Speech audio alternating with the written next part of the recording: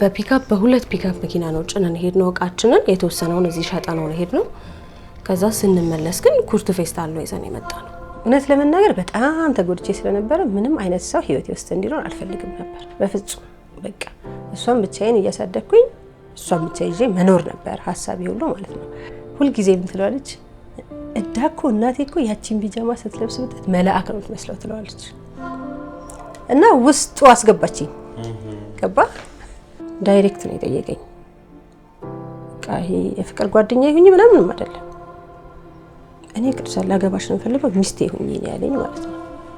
በጣም አዘንኩ። በቃ በጣም ከባድ መከፋት ውስጥ ገባሁኝ። በየቀኑ ማልቀስ ነው። በየቀኑ በሬን ዘግቼ ነው ሙሉ ብቻዬን ነኝ፣ ማንም ሰው የለም።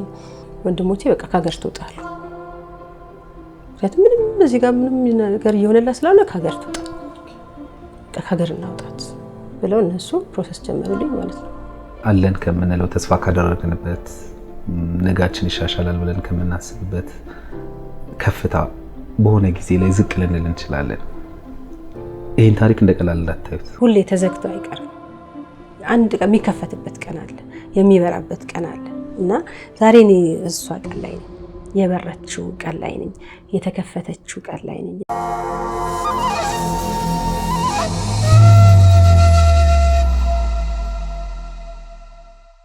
ሰላም ጤና ይስጥልን። የተከበራችሁ የዮሃ ሚዲያ ቤተሰቦች እንደምን ሰንብታችኋል? በዮሃ ሚዲያ የተለያዩ ቤተሰባዊ፣ ማህበራዊ ያልተነኩና ያልተዳሰሱ ታሪኮችን ወደ እናንተ የተከበራችሁ ተመልካቾች እንደምናደርስ ይታወቃል። ዛሬ አንድ ታሪክን ለእናንተ የተከበራችሁ ተመልካቾች እናደርሳለን። አሁን በተለምዶ ኮልፌ 18 ማዞሪያን አለፍ ብሎ ወዳለ አንድ ሰፈር ተገኝቻለሁ።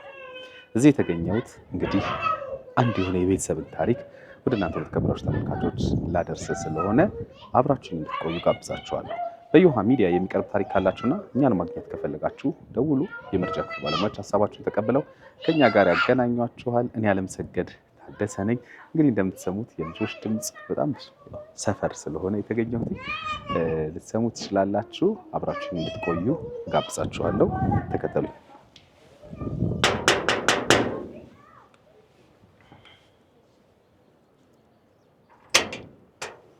እንዴት ናችሁ? ሰላም፣ እንዴት ነህ? እግዚአብሔር ይመስገን። እንኳን ደህና ቆየሽኝ። ሰላም ነው? እንዴት ነው? እሺ። በኮሪደር ልማቷ እያሸበረቀች ባለችው በለቡ መብራት በ65395 ካሬ ላይ ባረፈው በዲኤምሲ ሪል ስቴት ውብ መንደር ውስጥ ዳያስፖራ ቁጥር 1ን ጨርሰን ዳያስፖራ ቁጥር 2ን እየሸጥን መሆኑ ይታወቃል። ሆኖም በውድ ደንበኞቻችን ጥያቄ መሰረት ግንባታቸው 50% በደረሱ ብሎኮቻችን ላይ ለጥቂት ደንበኞች በካሬ ከ78000 ብር ጀምሮ በ10% ቅድመ ክፍያ ከ60% የባንክ ብድር አማራጭ ጋር ለተከታታይ 5 ቀናት እየሸጥን እንገኛለን። ፈጥነው ይመዝገቡና ከጥቂቶቹ አንዱ ይሁኑ። ለመመዝገብ ከታች ያለው ስልክ ይጠቀሙ። ዲኤምሲ ሪል ስቴት፣ ደስታው እዚህ ይጀምራል።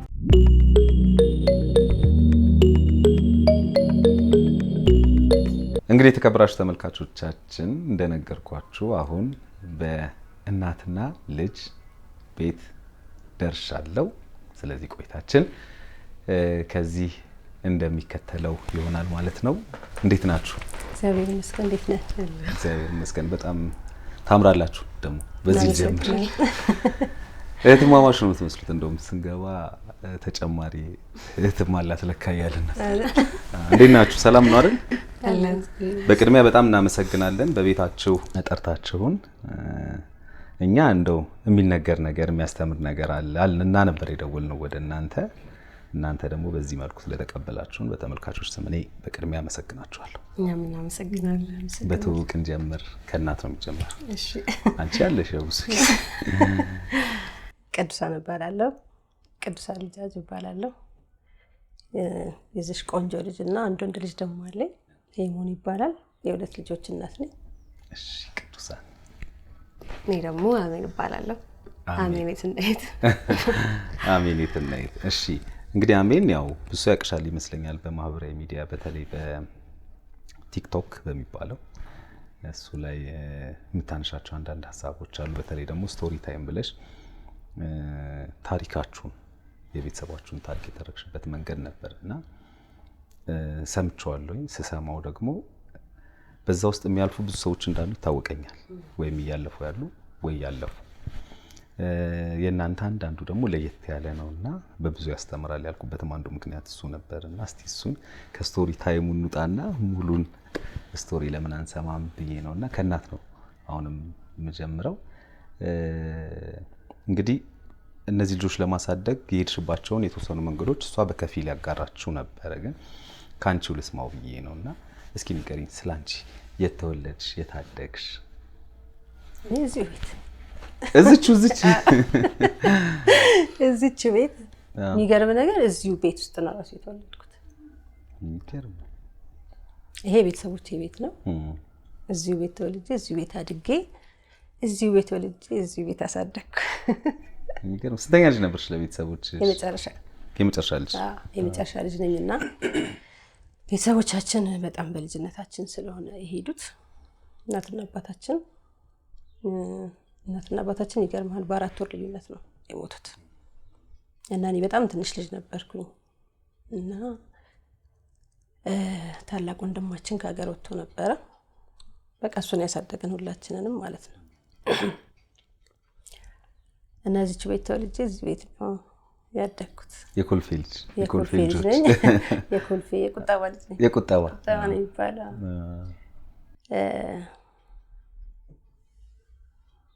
ከዛ ብዙ ነው ታሪኬ። እንግዲህ ንገሪኝ። ምንም ዛሬ የሚቀር ነገር የለም፣ ለእኔና ለተመልካቾች የሚቀር ነገር የለም። ከየትኛው ልጀምርልህ?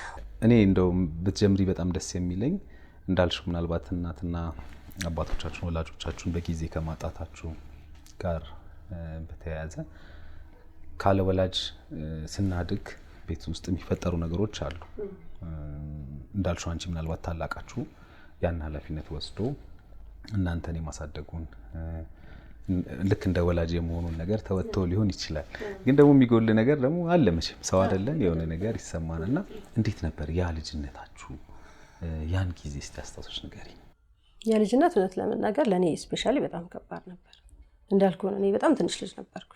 ወላጆቻችን ሲሄዱ ከ30 ዓመት በፊት ምናምን ነው ቤተሰቦቼን ያጣሁትና ትንሽ ልጅ ነበርኩ እኔ በጣም። ወንድማችን መንግስት ነው ለትምህርት የላከው ወደ ውጪ ማለት ነው፣ ወደ ሃንጋሪ ነበረ። ልክ ቤተሰቦቻችን ሲሞቱ እሱ ከሃንጋሪ ወደ ጀርመን ገባ ትምህርቱን አቋርጦ። ከዛ እኛን እዛ እየሰራ እኛን ማሳደግ ጀመረ ማለት ነው፣ እኔና የኔን ታላላቆች። እና ያው በጣም ብዙ ነገር ይጎልብሃል።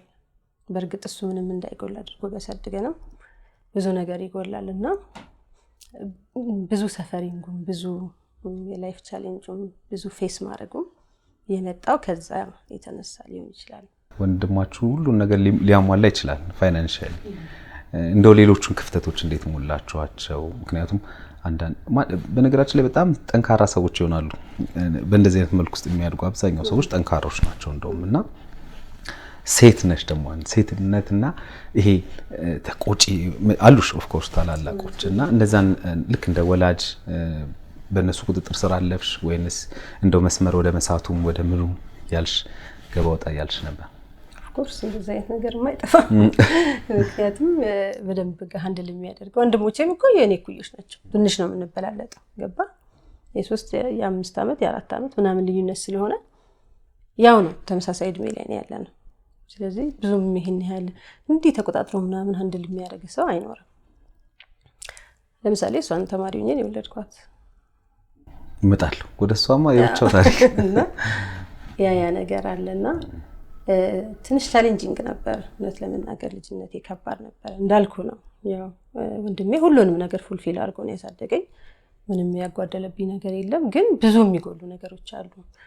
ስፔሻሊ እናት ሳትኖር ጋይድ የሚያደርግ ሰው በዚህ መንገድ ሂጂ የሚል ሰው ሳይኖር በጣም ከባድ ነበርና የልጅነት ታይሜ ከባድ ነበር። የትምህርት ህይወት እንግዲህ በትምህርት ህይወት እያለሽ ነው አሜንን የወለድሻትና በግንኙነት ላይክ በሪሌሽንሺፕ በሜሪጅ ነው ወይስ እሱን ሞመንት እስቲ ንገሪኝ። አይደል በድንገት ታውቃለች ይሄን ስቶሪ አይደል? ታውቃለች። በስንት ዓመትሽ ወለድሻት? በ20 ዓመት አካባቢ ትምህርቴን ጨርሻለሁ። ትምህርቴን ጨርሻለሁ ግን እሷን አስቀምጬ ነው ኮሌጅ የገባሁት እና እሷን ደግሞ የኔ ታላቅ ነው ያሳደጋት። ምክንያቱም እኔ እሷን አስቀምጬ ወደ ኮሌጅ ገባሁ። ከዛ እሱ ደግሞ ልክ እንደ እናት ሆኖ እኔ ትምህርቴን እስከምጨርስ ድረስ እሱ ያዛት ማለት ነው። እኔ ስጨርስ ደግሞ እሱ ከሀገር ወጣ እና 20 ዓመቴ ላይ ነው በቃ እኔ ትልቅ ሰው የሆንኩት። እሷን ስወልድ ሁሉ ነገር ተቀየረ። ኃላፊነት መጣ ምናምንና ለእኔ ልጅነቴም ከባድ ነው፣ ወጣትነቴም እንደዛ። ከዛ ትምህርቴን ከጨረስኩ በኋላ ግራጁዌት አደረኩኝ። ከዛ ወንድሜ ከሀገር ሲወጣ ያው እኔ ብቻዬን ስሆን የግድ እሷን ማሳደግ ስላለብኝ የሆነ ስራ ገባው ማለት ነው። ተቀጠርኩኝ እና የሚገርም ነገር ስራ ስገባ አለቃዬ ጣላኝ። በቃ ዝም ብሎ በቃ ሊያየኝ አልፈለገም እና እዛ መስሪያ ቤት ያስገባኝ የመስሪያ ቤቱ ጉዳይ አስፈጻሚ ነበርና ትንሽ ከሰራው በኋላ 1 ወር ከሰራው በኋላ እቺ ልጅ እንዳትመጣ ከዚህ በኋላ ላያት አልፈልግም ማለት። ከዛ ለምን ሲለው አይ በቃ እንድትመጣ አልፈልግም እንዳትመጣ አለው። ከዛ ሰውዬው ግራ ገባው እንዴት ብሎ ይንገረኝ እና እኔ በማግስቱ ስራ ላይ ሄድ ስነሳ ስልክ ተደወለና ቅዱስ አለ ጥቂት ጊዜ እንዳትመጪ በቃ ይቅርታ ደውልሻለሁ እንዳትመጪ አለኝ። ከዛ ምን ነው ስለው አይ ደውልሻለሁ እኔ በቃ ችግር የለውም ምናምን አለኝ። ሻርኩና ቀረሁኝ። ከዛ ግራ ገባኝ አሁን ወንድሜ ሄዷል፣ ብቻዬን ያለሁት። ስራ አገኘሁ ብዬ ደስ ብሎኝ ነበረ። እሷ ደግሞ ትምህርት ገብታለች እና ትንሽ ግራ ገባኝ። ወንድሜም ገና መሄዱ ነው ምናምን። ያኛው ያሳደገኝ ወንድሜ ደግሞ እኛን ካሳደገ በኋላ እሱ ትዳር ይዟል፣ አሁን ቤተሰብ አለው ምናምን። ትንሽ ይከብዳል አሁን እኛን እንትን ለማለት ማለት ነው። ስለዚህ ምን አሰብኩኝ በቃ ለምን ይሄን ቤት ያው እንዳልኩ ብቻዬን ነው የምኖርበት። አዳማ እህት አለች እና እሷን አማከርኳትና እዛ መጥቼ ስራ በሰራስ ምናምን አልኳት። እዛ ጥሩ ነው ያለችኝ። እዛ ቤቱን ኮንትራት ሰጠሁትና ወደ አዳማ ሄድኩኝ። እዛ እህቴ ተከራይታ የነበረችበት ግቢ ውስጥ ራሷ የቤቱ ባለቤት የመንግስት ሰራተኛ ነች፣ ግን በትርፍ ሰዓቷ ቺፕስ ምናምን ትሰራ ነበር እና ምናልባት ትዝ ይል እንደሆነ እነዚህ ክብ ቺፕሶች ነበሩ ታሽገው የሚሸጡና እሱን አብረን እንስራ አለችኝ ማለት ነው። ከዛ ኦኬ ብዬ የሚሰራው በእንጨት ነው፣ የሚጠበሰው በብረት ምጣድ ነው። ከዛ አብረን ነው የምንሰራው በብረት ምጣድ እየጠበስን በእንጨት እንትን እያልን ምናምን። ሴትዮዋ ሰራተኛ ነች፣ ስራ ነው የምትውለው፣ ከስራ ውጪ ነው እሷ እንትን የምትለው። ያው የሙሉ ጊዜ ነው። አዎ እሷን ይዤ ማለት ነው። እሷ ገና ትንሽ ነች ያኔና እሷን ይዤ ሄድኩኝ። ነርሰሪ ነበረች፣ እዛ ትምህርት ቤት አስገባኋት። ከዛ እሱን እየሰራን ከዛ የአዳማ ጁስ ቤቶችን፣ ሱፐር ማርኬቶችን፣ ሚኒ ማርኬቶችን ምናምን መዞር ጀመርኩ ማለት ነው ለማስረከብ። እና ሴትዮዋ ኦልሬዲ ደንበኞች አሏት፣ ግን አሁን ሁለታችን ስንሆን እሷ የምታስረክብበት ቦታ አነሰ። ስለዚህ ያለው ምርቱ በዛ። ከዛ እየዞርኩኝ በዛ በፀሐይ በአዳማ ፀሐይ እየዞርኩ በየሱቁ በየሱፐር ማርኬቱ። በዚህ ላይ ትንሽ ልጅ ነኝና ማንም በቃ ከቁም ነገር የሚወጣኝ የለም። ቺፕስ ትፈልጋላችሁ ይላለው እየገባሁ። ከዛ ተበለሽ አንፈልግም ይሉኛል። ሌላ ጋር እየገባሁ መጨረሻ ላይ ለምን ሱቅ አንከራኝም አለች። ማለት ሊያዋጣኝ አልቻለም። በቃ እዚህ ምዛም ሄዶ ማለት ነው። ከዛ እንደዚህ ህንጻዎች ላይ ምናምን እነዚህ ዲስፕሌዎች አሉ። ከዛ እነሱ እንከራይና በቃ እሱ ላይ ትሰሪያለሽ አለች። ኦኬ ያለን ተከራየን። በጣም ርካሽ ነበር ያኔና ተከራየን። 2 እንትኖች ተከራየን። አንዱን ለቺፕስ ለውሃ ለምናምንና አንዱን ደግሞ ለኮስሞቲክስ ለምናምን አደረግነው ማለት ነው። የሚገርም ነገር ልክ እዛ ህንጻ ላይ እኔ ስገባ ስራ አጠፋ እና እዛ ህንጻ ላይ የነበሩ ልጆች ራሱ እንዴ አንቺ ከመምጣትሽ በፊት ስራ ነበር፣ ልክ አንቺ ስትመጪ ስራው ቆሟል፣ በቃ ስራ ጠፋ። እና ይሄን ቤት አከራይቼ ነው የሄድኩት። የዚህን ቤት ገንዘብ ነው ኢንቨስት ያደረኩት። ሌላ ምንም ብር የለኝም። እንደገና ሌላ ቻሌንጂንግ ውስጥ ገባሁ ማለት ነው። ምን ይሻለኛል ነው ምን ላድርግ? እህቴም ባለትዳር ነች፣ ልጆች አላት፣ ባል አላት። እኔ ተከራይቼ ነው የምኖረው። ከዛ አሰብኩኝና በቃ እዚህን እዚህ አስቀምጬ አዲስ አበባ ሄጄ ስራ መፈለግ አለብኝ ብዬ ወሰንኩኝ። ከዛ ኦልሬዲ ትምህርት ጀምራለች እሷ፣ ይዣት መመለስ አልችልም። ከዛ ልጄን እህቴ ጋር አስቀመጥኩኝና ተመልሼ ነው ወደዚህ መጣሁ ማለት ነው። ወደ አዲስ አበባ መጣ። አዲስ አበባ መጥቼ ስራ መፈለግ ጀመርኩኝ። መጀመሪያ የገባሽበት ስራ የምትፈልጊው ስራ ነበር አይደል? አካውንቲንግ ነው ግራጁዌት ያደረኩት። በዛ ነው የገባሽው። ከዛ ሰውዬው አልወደደኝም፣ በዛ ምክንያት ከአንድ ወር በኋላ ቀረውኛልሽኝ ማለት ፌስ አላደረግሽ ሄደሽ ማለት ምንድነው የተፈጠረው? ላገኘው አልቻልኩም ሰውዬውን። የግል ድርጅት ነው? የግል ድርጅት ነው። ስለዚህ የራሱ ነው ድርጅቱ? ኦኬ የራሱ ነው። ጉዳይ አስፈጻሚውን ስጠይቀው እኔ ምንም ማውቀው ነገር የለም በቃ መጨረሻ ላይ አስጨነኩት። ሰው እየደወልኩና እኔ አትምጣ ነው ያለኝ። በቃ ለምን ስለ አላውቅም ግን እንዳትመጣ ነው ያለኝ። አለቃዬ ስለሆነ ምንም ማድረግ አልችልም ማለት። አትተዋወቁም ከዚህ በፊት ምናምን? ከሰውየው ጋር አላውቀው ጉዳይ አስፈጻሚውን ነው እንጂ እኛውን አላውቀው። እሺ ሶ ካዳማ ደግሞ እንግዲህ ልጅሽን ትተሽ መጣሽ? ያው ልጅን ትቼ መጣሁኝ። እዚህ የሚገርም ነገር ደግሞ ቤቱን ኮንትራት ሰጥቼዋለሁ። ኮንትራቱ ሳያልቅ ነው የመጣሁት። ስለዚህ መጥቼ የምገባበት የለም ማለት ነው። እንደገና የሆኑ ቤተሰቦች ነበሩ እነሱ ጋር እንትን ብዬ በቃ ስራ እስከማገኝ ድረስ ለጥቂት ጊዜ እናንተ ጋር አልሆን ቤቱን እንደዚህ አድርጌ አዳማ ሄጄ ነበር ምናምን አልኳቸውና እነሱ ጋር ሆኜ ስራ መፈለግ ጀመርኩኝ። በአጋጣሚ አንድ የማስታወቂያ ድርጅት ውስጥ የሆነ ሰው ደግሞ አስቀጠረኝ ማለት ነው። ከዛ እዛ ገባሁኝ።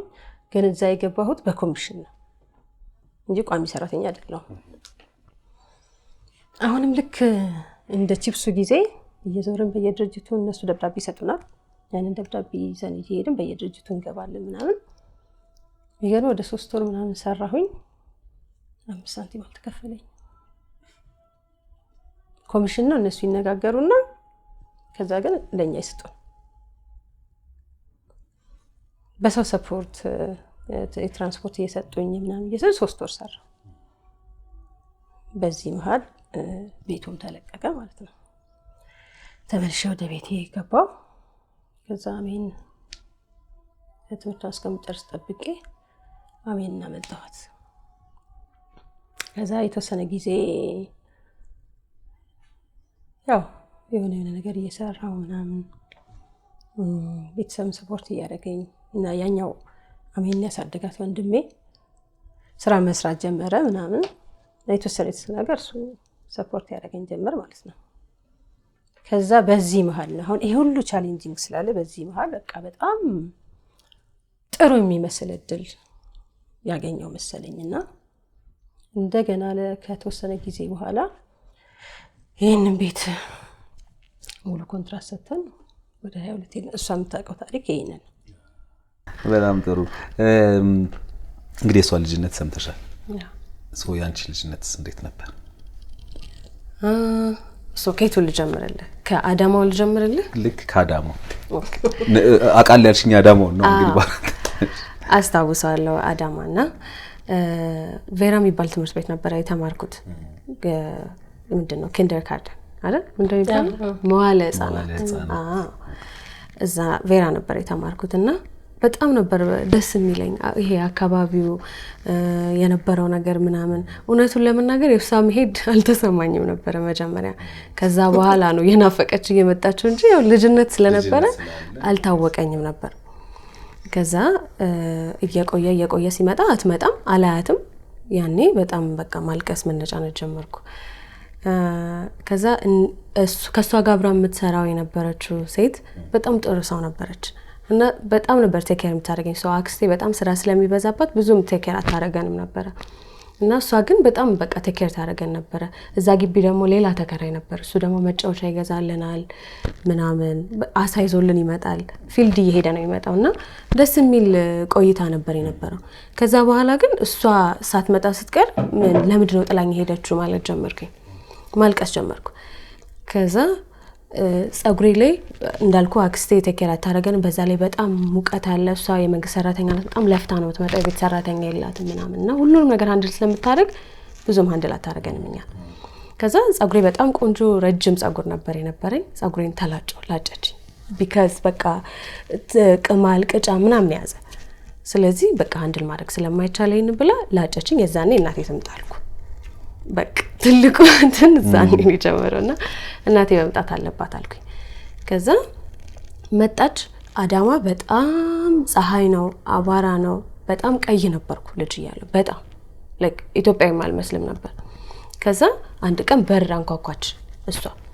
ከዛ ደስ ብሎኝ ኤክሳይትድ ሆኜ ሄጄ ላቅፋት ስል አላወቀችኝም አልፋኝ ሄደች ጸጉሬ የለም ራሴ ተቆረጠ ትታኝ ሄደች ከዛ በጣም አለቀስኩ እንዴት ትታኝ ትሄዳለች እንዴት አላስታወሰችኝም ከዛ የታለች መጽኒ ነው የምትለኝ የቤተሰቤ መጽናናት ነው እና መጽናናት የታለች ምናምን ነገር አለች ማለት ነው ከዛ እኔ እኮ ነኝ አልኳት ከዛ በቃ ደስ አለኝ የዛኔ ይዛኝ ትሂድ አትሂድ እስከመጨረሻው ትዝ አይለኝም ግን አዲስ አበባ ተመልሰን መተናል ያኔ ነው እስከመጨረሻው የመጣሁት ወይስ ተመልሼ ሄጃለሁ አይ ያኔ እስከመጨረሻው መጣሽ በመሃል መተሽ አንድ ቀን ይጋዳሽ ሄድሽ ከዛ ያኔ በአጠቃላይ መጣሽ ማለት ነው እሱ ነው በደንብ ማላስታውሰው ከዛ ሌላ ጊዜ ትንሽ ከፍ ብሏል ጸጉሬ እና አክስቴ ትሰራኛለች ጸጉሬን አሁን ስትመጣ እዳ ስለመጣች አክስቴ ጸጉሬን እንዳነኪኝ አልኩኝ በቃ ኩራተኛውን ኩናቴ ስለመጣች ከዛ ጸጉሬን አልሰራም አልኩኝ ይዛኝ ሄደች ከዛ በቃ ወደ አዳማ ተመልሼ አልሄድኩኝም ማለት ነው አዳማ ተመልሼ የሄድኩት እዚህ 22 ከሄድን በኋላ ነው ቤቱን አከራይተን 22 ሄድን ነገሮች እዛ ስቶሪ ታይም ላይ እንደተናገርኩት ያሰብነው ነገር አልተሳካም እና በመኪና በፒካፕ በሁለት ፒካፕ መኪና ነው ጭነን ሄድነው እቃችንን የተወሰነውን እዚህ ሸጠነው ሄድነው ከዛ ስንመለስ ግን ኩርቱ ፌስታል ነው ይዘን የመጣ ነው ሁሉንም ነገር ሸጥን በቃ ምን በላው ነገር አጣን ምን በቃ ያሰብነው ነገር ሁሉ ከሰርን በቃ ምናልባት ስቶሪ ታይም ስንል ተመልካቾች የምን ስቶሪ ታይም እንዳትሉ ቲክቶክ ላይ ስቶሪ ታይም ብላ ስለተረከችው ታሪኩን እዚህ ጋር ከጎን የምታዩት ማለት ነው እሱ እንደሆነ እንዲያውቁት ነው ስቶሪ ታይም የትኛው ነው እንዳይሉ ብዬ ነው ቤቱ ሰራተኛ የለንም እኔና እናቴ ነን ምን ጋግረው ሄደን ወፍጮ ቤት ሄደን አስፈጭተን ምን ከመጀመሪያው ፕሮሰስ ጀምሮ ሶሳ የተቀላቀለ እህል ይሰጣሉ ብላ ስለምታስብ ሄዳ አበጥራ ራሷ አስፈጭታ ቆማ ምናምን ያ ሁሉ ሰው እኔን ተከትያት ነው ሄደው ከዛ መተን እናቦካለን ምናምን እና አረሳው የመጀመሪያ ቀን ጋገርና 20 እንጀራ ነው የጋገርነው 20 እንጀራ ጋገርን ቤታችን ላይ ተለጠፈ እዚህ ቤት የሚሸጥ እንጀራ አለ ተብሎ ተለጠፈ እና በጣም ነበር የሚያዘኝ እውነቱን ለመናገር ተማሪ ነኝ 8ኛ ክፍል ነበርኩና ድንገት ጓደኞቼ ከመጡ በቃ እዚህ ቤት የሚሸጥ እንጀራ አለ ይባላልና በጣም ያሳፍረኛል አልኩኝ ኢማጂን የሚያሳፍር ነገር አልነበረም ግን በቃ ልጅ ነበርኩና አሳፈረኝ በጣም ግን ምንም አላልኩም ቢካዝ እናቴ የነበረችበት ሁኔታ ጥሩ ስላልነበር እኔ ምንም አላልኩም ከዛ 20 እንጀራ ጋገርን ብንጠብቅ ሰው አይመጣም ከዛ በጣም በቃ ጨነቀን ምን ልናደርገው ነው ከሰረናል እንግዲህ 20 እንጀራ ጋገርን ከዛ ማታ ላይ ሰው መጣን በአንድ ጥርግርግ አድርጎ ይዞልን ሄደ 10 ነው በራችን እና በቃ በጣም ብዙ እንጀራ ይሸጥን ይመስላል ማለት እስቲ ቆይ ወደ 22ቱ መለሳለሁ because መተሽ እዚህ አድገሽ ነው ቋር 22 ሄዳችሁ 13 አመቴ ነበር ብዙ ነገር ታውቂያለሽ በአራት አመትሽ እንደዛ ንቁ ከነበር እስቲ አንቺ ደግሞ ያንን ልጅነት ለምሳሌ እሷ ወላጆቿን አጣ ነው ስለሌሉ አንቺ ደግሞ በእናትሽ ናት አጠገብሻለች ሌላ ሰው የለም ለጥያቄዎችን አታነሺም እንደልጅ ምክንያቱም እንደ ፍጥነትሽ እንደምናምን በተለይ እናትሽን የሚያስቸግሩ ጥያቄዎች እነዛን አታነሺም ነበር እንዴት ነበር እስኪ ከዚህ ቤት እስክትወጡ ድረስ የነበራችሁ የነበረሽ በደንብ አነሳ ነበር ይሄ የአባትነት ጥያቄ በደንብ ነበር ማነሳው በርግጥ እንዲጎልብኝ አድርጋ አላሳደገችኝም በጣም አቅብጣኝ ነበር አጎቴም ውጪ ከሄደ በኋላ ከመሄዱን በፊት አክቹሊ እሱ በጣም ተከራ ያረጋኝ ነበርና የትም ቦታ ይዞኝ ነው የሚሄደው ከዛ ደግሞ ሰፈር ውስጥ ያለሁት ልጅ ነኝ ስለዚህ ሁሉም ጎረቤቱም ኤቭሪዋን አቴንሽኑ ላይ ነበርና ልብስ ያም ነው የሚያመጣልኝ በቃ ዘንጬ ነው ያደኩት እና ይሄ ነገር ተሰምቶኝ ያውቃል ያደኩ ስመጣ ግን ትምህርት ቤት ወላጅ አምጡ ሲባል ወላጆች ሁለት ሆነው ሲሄዱ ለምንድን ነው እኔ አባቴ ሌለኝ ከዛ ደግሞ ፈጣን ስለነበርኩ አጎቴ እንደሆነ ስላወቅ አባትሽ በሱ ስም ነበር የምጣራው ሶ አንደኛ ክፍል ላይ ስገባ ነው አሜን የትናይት የሆነው እንጂ መጽናናት ይትባረክ ነበር ይትባረክ ማለት አጎቴ ነው እና እሱ ወንድምሽ ነው የኔ አባት ሊሆን አይችልም ስለዚህ አጎቴ ነው እንጂ አባቴ አይደለም አልኩኝ ከዛ መጠየቅ ጀመርኩ በጣም ጨቀጨኳት በጣም ከዛ ቸርች እንሄድ ነበር ሰንዴይ ስኩል እማራለሁና ጎረቤታችን ቸርች ይዞኝ ይሄዳል እሷም ይዛኝ ትሄዳለች ከዛ አንድ ሰው በተደጋጋሚ ሽንት ቤት ይዞኝ ይሄዳል ማስተያ ይገዛልኛል ብስኩት ይገዛልኛልና እሱን አባቴ አልኳት ነው አባቴ ነበር አልነገረችኝም እንጂ አዎ ቢካዝ አሁን ቴክ ኬር የሚያደርገኝ አባቴን አወቅኩት ያልሽኝ ያለሽው እንዴት እንደሆነ አውቀሻል እናትሽ ሳትነግርሽ አባትሽ ነው አወቅሽ ቢካዝ እሱ ቴክ ኬር አደራረጉ የተለየ ነው ጎረቤቴ ይዞኝ ይሄዳል ቸርች ግን እሱ ቴክ ኬር እንደሚያደርገኝ እሱኛው ቴክ ኬር አያደርገኝም እና የተለየ ነው ቴክ ኬር አደራረጉ ስለዚህ እሱ ነው አልኳት ከዛ እንዴት አባቴ ነው ትችል I have no idea ለምሳሌ የሆነ ሰው ሊንከባከብ ይችላል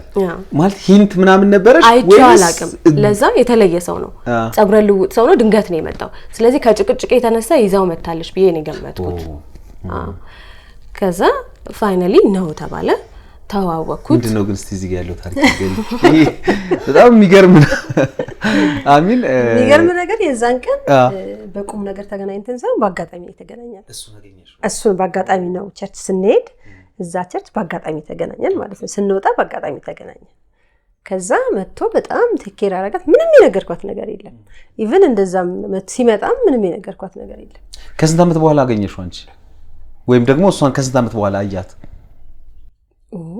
ምናልባት 5 አመት ብዙ አይደለም ማለት አዳማ ደርሰን ስንመጣ አዳማ 1 አመት ነው የቆየነው ማለት እሷን ትቻት ያው 1 አመት ነው እሺ 1 አመት ከዛ the next year ማለት ነው ከ5 አመት በኋላ ነው እሷን ያየት የመጀመሪያ ጊዜ ከ5 አመት በኋላ ነው ያየት ግን ምንም የነገርኳት ነገር የለም ከሱ ጋር እስከ ምን አወራችሁ አይ ሚን እሱስ የሱስ ስሜት እንዴት ነበር እንግዲህ አደጋ ሲያየኝ ምክንያቱም አንደኛ ድንገት ነው የኛም ራሳችን የመጣ ነው እና ከሱ በፊት ጓደኛውን ያገኘኝ ከዛ ቅዱሳን እዚህ ትመጫለሽ እንዴ እንደው ቤት ነው የታለ ጠብቂው ምናምን አለኝና እሱ አቆመን ማለት ነው ከዛ እሱ ሮጦ ውስጥ ገብቶ ጠራ እና ሲያይን በጣም ደነገጠ ከዛ ወሰዳት ከዛ ማን አለችው አንተ ማን ስትለው እኔማ እኔ ነኝ አላት ከዛ እኮ ማን አለችው በቃ እኔ ነኝ ያልኩሽ እኮ ምናምን አለ ከዛ ታክሲ ውስጥ ገባን ታክሲ ውስጥ ገባን በኋላ ሰውየው ማን ነው አለች ይገርም ነው ከዛ ተማስተነቀች ሰውየው ማን ነው ከዛ አልመለስኩላትምና አባቴ ነው አይደለ ያ ሰውዬ አለች ያኔ ነገርካት በቃ እና በጣም ፈጣን ነበረች እሺ የሚገርም ገጠመኝ ያለሽ እውነት በራሱና ምን ተሰማሽ ላይክ ኮንፊርም ስታደርጊ አባትሽ መሆኑን ምክንያቱም ወላጅ ሁለት እንደሆነ አወቅሽ አይደል እናት አባት እንደሆነ ከዛ ትጠይቂያለሽ ትጨቀጭቂያታለሽ ፋይናሊ ግን በሆነ ሞመንት አረጋገጥሽ እንዴት ነበር ስሜቱ ወሰጅኝ አልኳት አስተዋውቂኝ በቃ በስነ ስርዓት ለወቅ እና አስተዋውቂኝ አልኳት ወሰደችኝ አሁን ይሄኛው ሳይድ ኦፍ ሜሞሪ ብለር ነው ግን እሱ ቤት ሄጄ ማደሬን ምናምን አስታውሳለሁና እራት ሲሰራልኝ እና ፓንኬክ ነገር ይመስለኛል እየሰራኝ ነበር ወደ ላይ አድርጎ ሲመልሰው እሱን ትሪክ ማንንም ያሳየኝ የለም እዚህና እና የሆነ ሱፐር ሂሮ ነገር ነው የመሰለኝ እና በጣም በቃ ገረመኝ እንዴት ማድረግ ይችላል እንደዛ ከዛ እሷን ቄጣዋን ይዞ ደግሞ እንዳይጥ አድርጎ ይበላል አጎቴ ያጫውተኛል ግን ይሄ የተለየ ማጫወት ነው አቀልደኛ ነው ቻርሚንግ ነው ምናምን እና በቃ የተለየ ሰው ሆኖ ነው የታየኝ ከዛ እንትን አለ መዝሙር ከፍቷል ከዛ ያቺ ቴፓ ትደጋገማለች ትገለበጣለች ሰለቸኝ በጣም ከዛ በቃ እሱም አንድ ትሪክ ነው በቃ ያለው ይሰለቸኛል ወደ ቤት እሄዳለሁ አልኩኝ ቴፓ ስለተገለበጠች ነው ከዛ ዘማሪዋንም አልወደድኳትም አስር የተገለበጠች ራሷ ናት የምትደገመው ከዛ እሱም ደግሞ ተመሳሳይ ነው ያይጧን ትሪክ የሚያደርገውና በቃ ምንም አዲስ ነገር የለውም ወደ ቤት እሄዳለሁ አልኩኝ ማለት ነው ከዛ እዚህ ልታድሪ ነው የመጣሽው አለኝ ከዛ በቃ አስጠላኝ ከሱ ጋር መሆን አልፈለኩም በቃ ታከተኝ ከዛ በማግስቱ ወደ ቤት መጣን ከዛ በኋላ ከሷ ጋር የተነጋገሩትን ነገር አላቅም እኔ ግን ለረጅም ጊዜ ያላገኘሁትም ነበር አልፈለኩም ከዛ በኋላ ራስሽ ሰለቸኝ ከዛ እኔ እንዲነግረኝ የፈለኩትን ነገርም አልነገረኝም የት ነበርክ አላወራም ዝም ብሎ ሲያጫውተኝ ነበር ስለዚህ ከዛ በኋላ ለረጅም አመት አላገኘሁትም ከሷ ጋር ግን ምን እንዳወሩ አላቅም የዛኔ ከዛ ከረጅም አመታት በኋላ ድጋሚ ጥያቄውን ማንሳት ጀመርኩ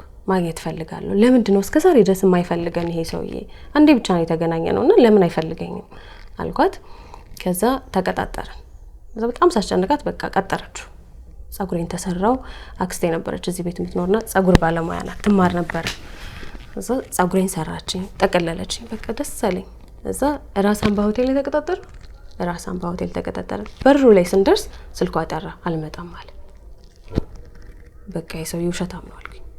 ጸጉሬን ብትን አድርጌ ያበጠርኩት ከዚህ በኋላ ላይ አልፈልግም አልኩኝ። ከዛ በቃ አልፈልግም እዛኛው ቤት ነበር የምንኖረው። በሩን ዘጋውኝና ጸለይኩ እግዚአብሔር ሆይ ከዚህ በኋላ አባት የሚባል ነገር አልፈልግም አካዬ ነው አባቴ አልኩኝ አጎቴ ማለት ነው። ከዛ በማግስቱ ሰፈራችሁ መጥቻለሁ ይዘሻት ነው ያላት። ከዛ ሜሞሪ በጣም ብለርድ ሆኗል። ልጅ ሆኜ ነው ያየሁት። ስለዚህ አሁን 12 ዓመት አካባቢ ሆኖኛል በደንብ አላስታውሰው።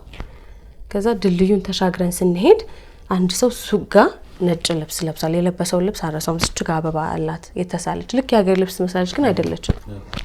ከዛ አየሁት እሱ ነው አልኩኝ እና ሳየው አልወደድኩትም። ያ ልጅነቴ ላይ ያለው የሚያስጠላ ስሜት ነው የተሰማኝ። ለምን እንደሆነ አላውቅም። የምር አልወደድኩትም። የምርሽ ነው? አዎ በቃ አልወደድኩትም። ከዛ ተገናኘን። ሳየው እኔን ይመስላል በጣም ራሴ ነው ይመስላል። ለምን አልወደድሽው? አላውቅም። ፈርስት ኢምፕሬሽን ነው አይገርምም? ቢካዝ በቃ ረጅም ጊዜ ጥሎን ስለጠፋ ነው። አላውቅም። እሱም ሊሆን ይችላል።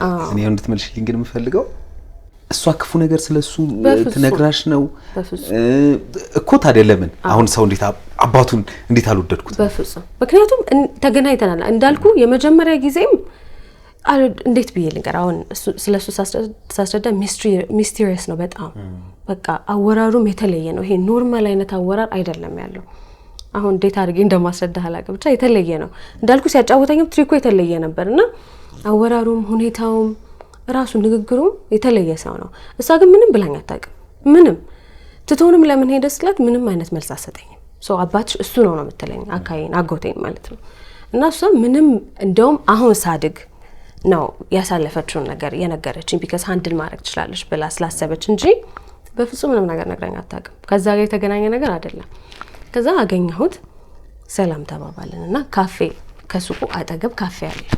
ካፌ ውስጥ ተቀመጥን። 12 ዓመቴ ነው። ከዛ እንዴት ነሽ ደህና ነሽ ህይወት እንዴት ናት ብሎ ጠየቀኝ። 12 ዓመቴ ነው እና ምን ብዬ መመለስ እንዳለብኝ አላወኩም። ግራ ገባኝ እና ሰንደይ ስኩል ተወስደኛለች እና ያጎረቤታችን ደግሞ ይነግረናል ሶ ህይወት ከኢየሱስ ውጪ ምንም ማለት አይደለም እንትን ነው መጥፎ ነው ይለኛል። ያንን መልስ ነው ማቀው። ስለዚህ ህይወት ከኢየሱስ ጋር ቀላል ነው ያለ ኢየሱስ ከባድ ነው ብዬ መለስኩለት። በቃ ይሄንን ነው ማቀው የተማርኩት ይሄንን ነው። ተጨቀጭቃታለሁ እንሂድ እና በጣም ነርቨስ ነው ይጠርጋል 10 ጊዜ። ከዛ በቃ እኔ ልሂድ 100 ብር አወጣና አስቀመጠ። የፈለጋችሁትን ነገር እዘዙ እኔ እሄዳለሁ አለ። ምንም ነገር አላወራንም። ከዛ ሄድ በቃ። ከዛ ሁለተኛ ይሄን ሰውዬ እንዳላየው አልኳት። ምክንያቱም በቃ ሁሉ ነገሩ የተለየ ነው። እኔ ደግሞ በጣም ቀለል ተብሎ ነው ያደኩት። እንደዚህ ውስብስብም ቃል አላውቅም። ከዛ ከፈልን ሻይ ይመስለኛል የጠጣነው በደንብ ትዝ አይለኝም። ከፈልን ሄድን። ከዛ አርብ ዕለት ነበረ ወይ ቅዳሜ ቀን ብቻ ትምህርት ቤት አልሄድኩም። ከዛ የዛን ቀን በማግስቱ ብቻዋን ላገኛት ፈልጋለሁ ስለዚህ አዘጋጃት አለኝ። አልሄድም አልኩኝ። ስለምጨቀጭቂኝ ለኔ የምጠይቀኝ ጥያቄ በጠቅላላ እሱን ሄደሽ ጠይቂው አለች። ከዛ እሺ ብዬ ድልድዩ ጋር በድጋሚ ተገናኘን። ታክሲ ይዘን ሄድን። ምንም አልተባባልንም። እኔም ጸጥ እንዳልኩ ነው እሱም ጸጥ በጎን ብቻ ያየኛል።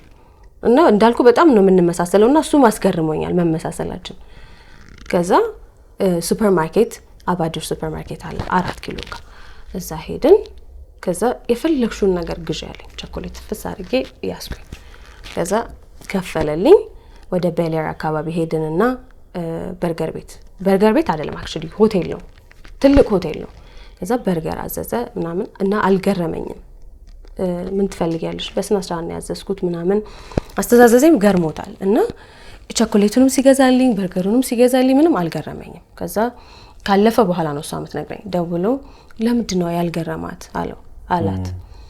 ቢካዝ እሷ በየሳምንቱ ይዛኝ ትወጣለች በዛ ላይ አጨማልቀኛለች። በቃ ምንም ይሄ አዲስ ነገር አልነበረም ለኔ። ቆይ አንድ ጊዜ ብሎ ትቶኝ ወጣ። ከዛ ለማንኛውም ግን እንዳትፈሪ ብሎ ብር አስቀመጠልኝ፣ ስልኩን አስቀመጠልኝ ምናምን። ስልክም አልነበረኝም እኔ ይዛኔ። ስልክ ግን አስቀመጠና ሄደ። ተመልሶ መጣ። ከዛ ተመልሶ መጣ። ቁጭ ሲል ሲጋራ ሸቶኛል። እና ምጠይቂኝ ጥያቄ ያለሽ አለኝ። አዎ የት ነበርክ አልኩት። ከዛ ነገረኝ። በጣም አሳማኝ ነገር ነው ነገረኝ። ሶ እግሩ ላይ አንድ ችግር አለ ትንሽ ታነክሳለች እግሩ። ከዛ ይሄን እግሬን አየሽው አለ። ወታደር ነበርኩ ወታደር ቤት ነበርኩ። ስለዚህ አንቺም ጋር እናትሽም ጋር መጥቼ ልጠይቃችሁ አልቻልኩም እንጂ ሳልፈልግሽ ቀርቻ አይደለም። ሁሉ ጊዜ ፈልግሻለሁ ግን ቤት በኩል ላገኘሽ እና ወታደር ቤት ነበርኩ ረጅም ጊዜ አለኝ። እንዳልኩ ትሪኩ ሁሉ የተለየ ነውና በቃ ሳመነኝ ተውኩት። ከዛ መጫወት ጀመርኩ ምናምን አጫወተኝ። ይሄ በብር ምናምን ትሪክ አሳየኝ እና ሂ ሶ ቻርሚንግ በቃ ወደድኩት። ራሳውት በቃ ሁሉንም ነገር። ከዛ እሷ መጣች። የሆነ ቴራዝ ነገር ላይ ነበር የነበረውና በጣም ነፃነት አለው። ሰው ጸሐፊ ነው።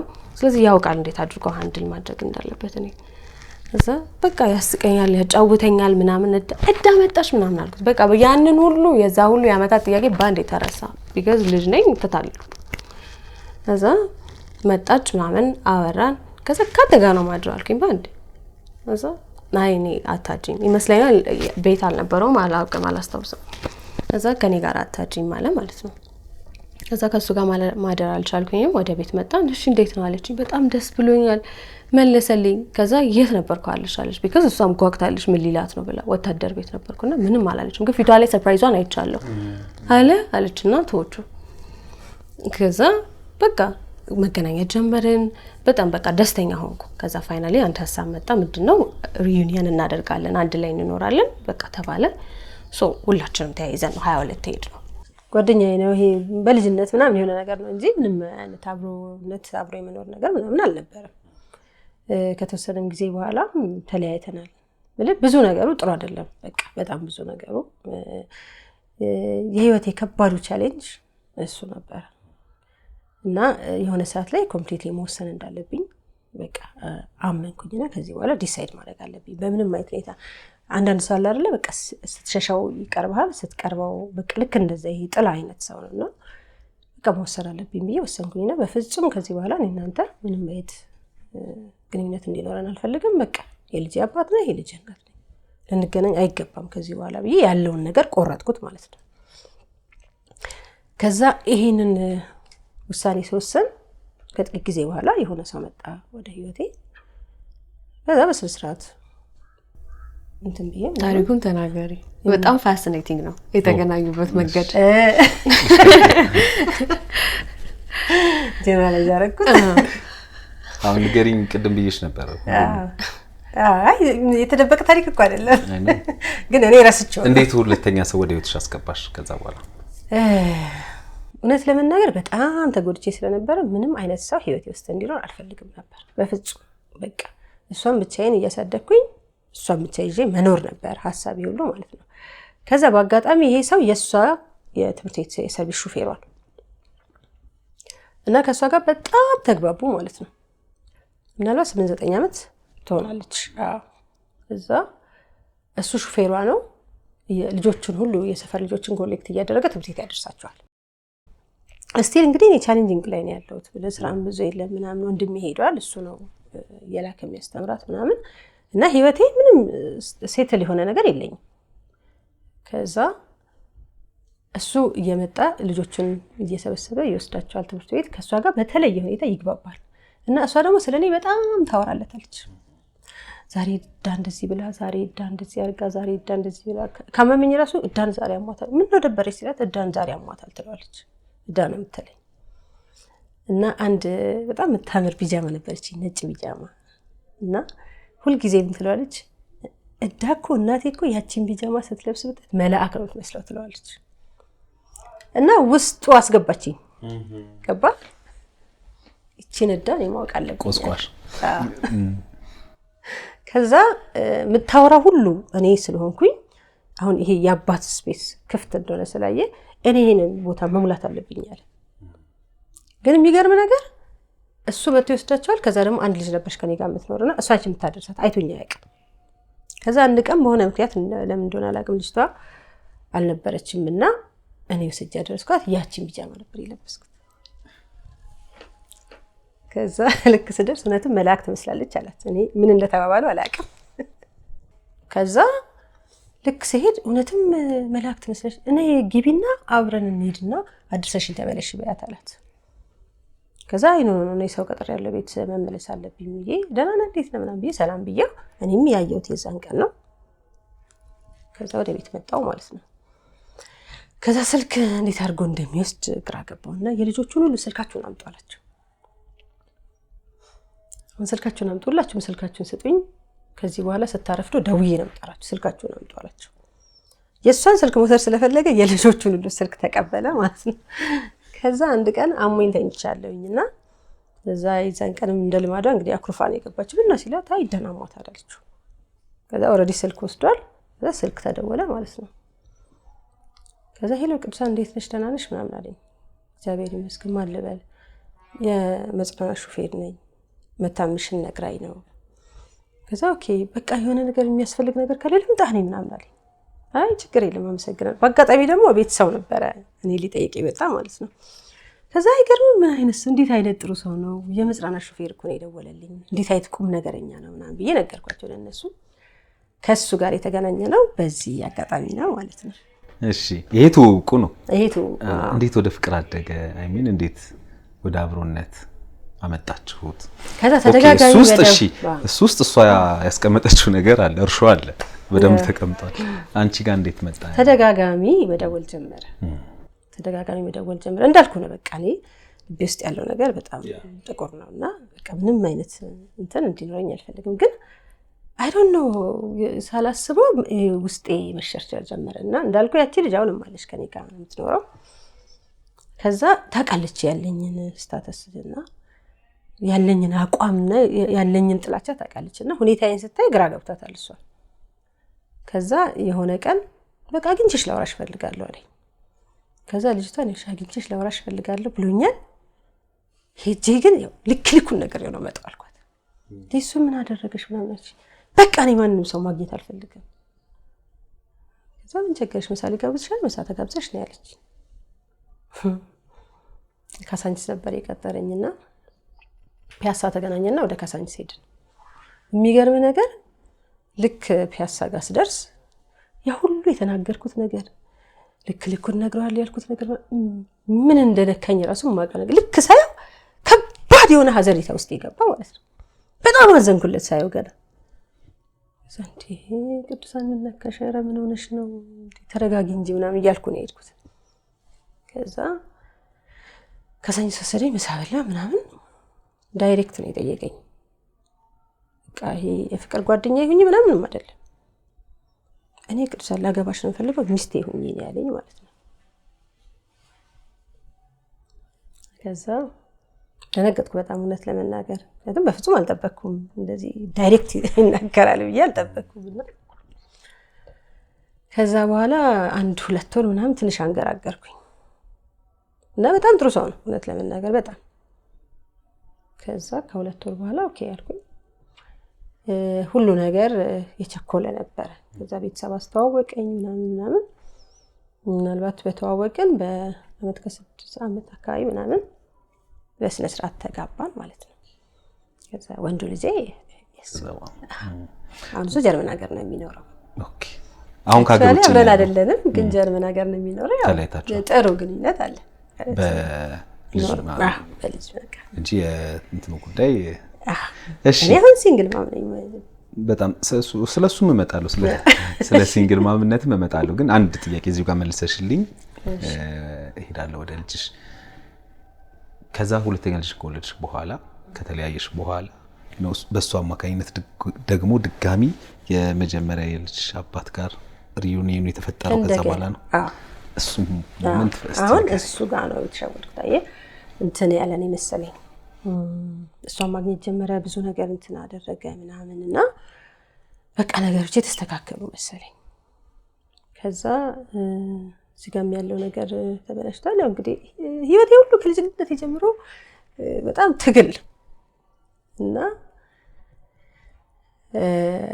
ከሷ ጋር እየተገናኙ መገናኘት ስንጀምር ልክ ይሄ ሐሳብ ሲመጣ እኔም ተስማማሁ። ቢኮዝ አሁንም ብቻዬን ነኝ፣ ብዙ ነገር ከብዶኛል። ስለዚህ የነገረኝ ነገር አለ፣ የሳለልኝ ኢሜጅ አለ። ከዛ ደግሞ እኔም ስራ እንደምሰራ ነግሮኛል፣ ከሰዎች ጋር አገናኝቶኛል፣ የሆነ ካምፓኒ ውስጥ እንደምሰራ ነግሮኛል ምናምን፣ ሰዎች ማውርተውኛል ምናምን። ስለዚህ በፍጹም ፌል እናደርጋለን ብዬ ስላላሰብኩኝ በቃ በድፍረትና ያኔ ስንሄድ ወንድሟ በጣም ትንሽ ልጅ ነበር በጣም። ከዛ ከዛ ሄደን እዛ ከደረስን በኋላ ግን ጭራሽ ነገሮች ወርሶ ነው የጠበቁኝ። በፊት ከማውቀው በላይ በጣም ወርሶ ነው የጠበቁኝ እና ያ የ22ቱ ጊዜ ግን ምን ያህል ጊዜ አብራችሁ ኖራችሁ? ብዙ አይደለም 4 ወር 5 ወር ብዙ አይደለም ግን እነዚህ ጊዜያቶች ግን እጅግ በጣም ከባድ ነው። አሚን አንቺ ከዛ በኋላ እንግዲህ ሌላ ህይወት ውስጥ ገብተሽ ነበር። እሱ ገብቶ ነበር እንደዛ አይነት ሌሎች ልጆች ምናምን አምጥቷል እሱም በህይወቱ? አይ የለው ሌሎች ልጆች አልነበሩትም፣ አላገባም። ግን በዚህ ሁሉ ውስጥ እኮ እሱ ሳይኖር ቀርቶ አይደለም። ይደውላል፣ ሊያገኘኝ ይሞክራል ምናምን። ያው እኔ እንደዛ ቁርጥ አድርጌ ብናገርም እሱ ተስፋ አልቆረጠም ነበር። ግን የነበረው ነገር ሁሉ ምክንያቱም በጣም ብዙ መከራ ብዙ ነገር የደረሰብኝ በሱ ምክንያት ስለሆነ በቃ ምንም ነገር እንዲኖር አልፈለግኩኝም እና ከዛ ግን ተስፋ አድርጌ ነበር የሄድኩት። ሁለት ስንሄድ ግን ተስፋ አድርጌ ነበረ በቃ እንደ አዲስ ጥሩ ህይወት ይኖራል። ከዛ ደግሞ ትንሽንም ልጅ በጣም ወደደው ምናምን በቃ ሰው ምንድነው ታዲያ ላግባባችሁ? ምንም የተቀየረ ነገር የለም። ገብቷል። ተስፋ ሰጪ ብቻ ነው እና ያየነው የነገረንና ያሄደን ያየነው ነገር ፈጽሞ አይገናኝም። እሱን እንዳልኩ ብዙ ስራ እሰራለሁ ብሏታል ለሷ፣ ለኔም ብሎኛል። ብዙ ብር ነበረው አይቭ ነው አይዲያ ኬት እንዳመጣ እና በጣም በቃ ደስተኛ ነበርን። በቃችን ሁሉ ጭነን ሄደን እዛ አዲስ ህይወት ልንጀምር ነውና እኔ በህይወቴ እንግዲህ የኪራይ ቤት አይቻላቅም። እዚህ ቤት ነው የኖርኩት፣ ተከራይተን አላቅም። የልጅነቴን አላስታውሰውም ትቢያነስ ያው እንከራይ ብዙም ትዝ አይለኝም ልጅ ስለነበርኩ እና በቃ ይሄ የነበረው ነገር በጣም ግራ አጋባኝ፣ አስፈራኝ። ከዛ ብቻ ደስተኛ ነበርኩ 1-2 ቀን ሊትራሊ 2 ቀን ደስተኛ ነበርኩ። ከዛ በሶስተኛው ቀን ጠዋት ስነሳ የለም እሱ።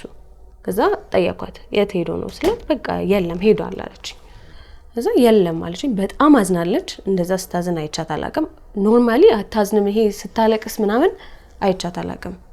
በቃ አንድ ጊዜ ብቻ ነው ስታለቅስ ያየኋት። ከዛ የዛኔ ለሁለተኛ ጊዜ ነው ያለቀሰችው። በጣም አዝናለች። በቃ በጣም ተስፋ ይሄ ፊቷ ላይ ያለው ተስፋ የመቁረጥ ነገር በቃ በጣም ከባድ ነበር። እስከዛሬ ድረስ አስታውሰዋለሁ። እና ተመልሶ የሚመጣ ነው መሰለኝ፣ ግን አክቹሊ ተመልሶ መጥቷል ማታ ላይ። ከዛ ሱስ ውስጥ ነበረ። እሷ አትወቅ አላውቅም። እደታቂ ነበር ሱስ ውስጥ እንደነበር በጣም ከባድ ሱስ ውስጥ ነበረ እና በቃ እጅግ በጣም ከበደ። ሁሉም ነገር ከበደ።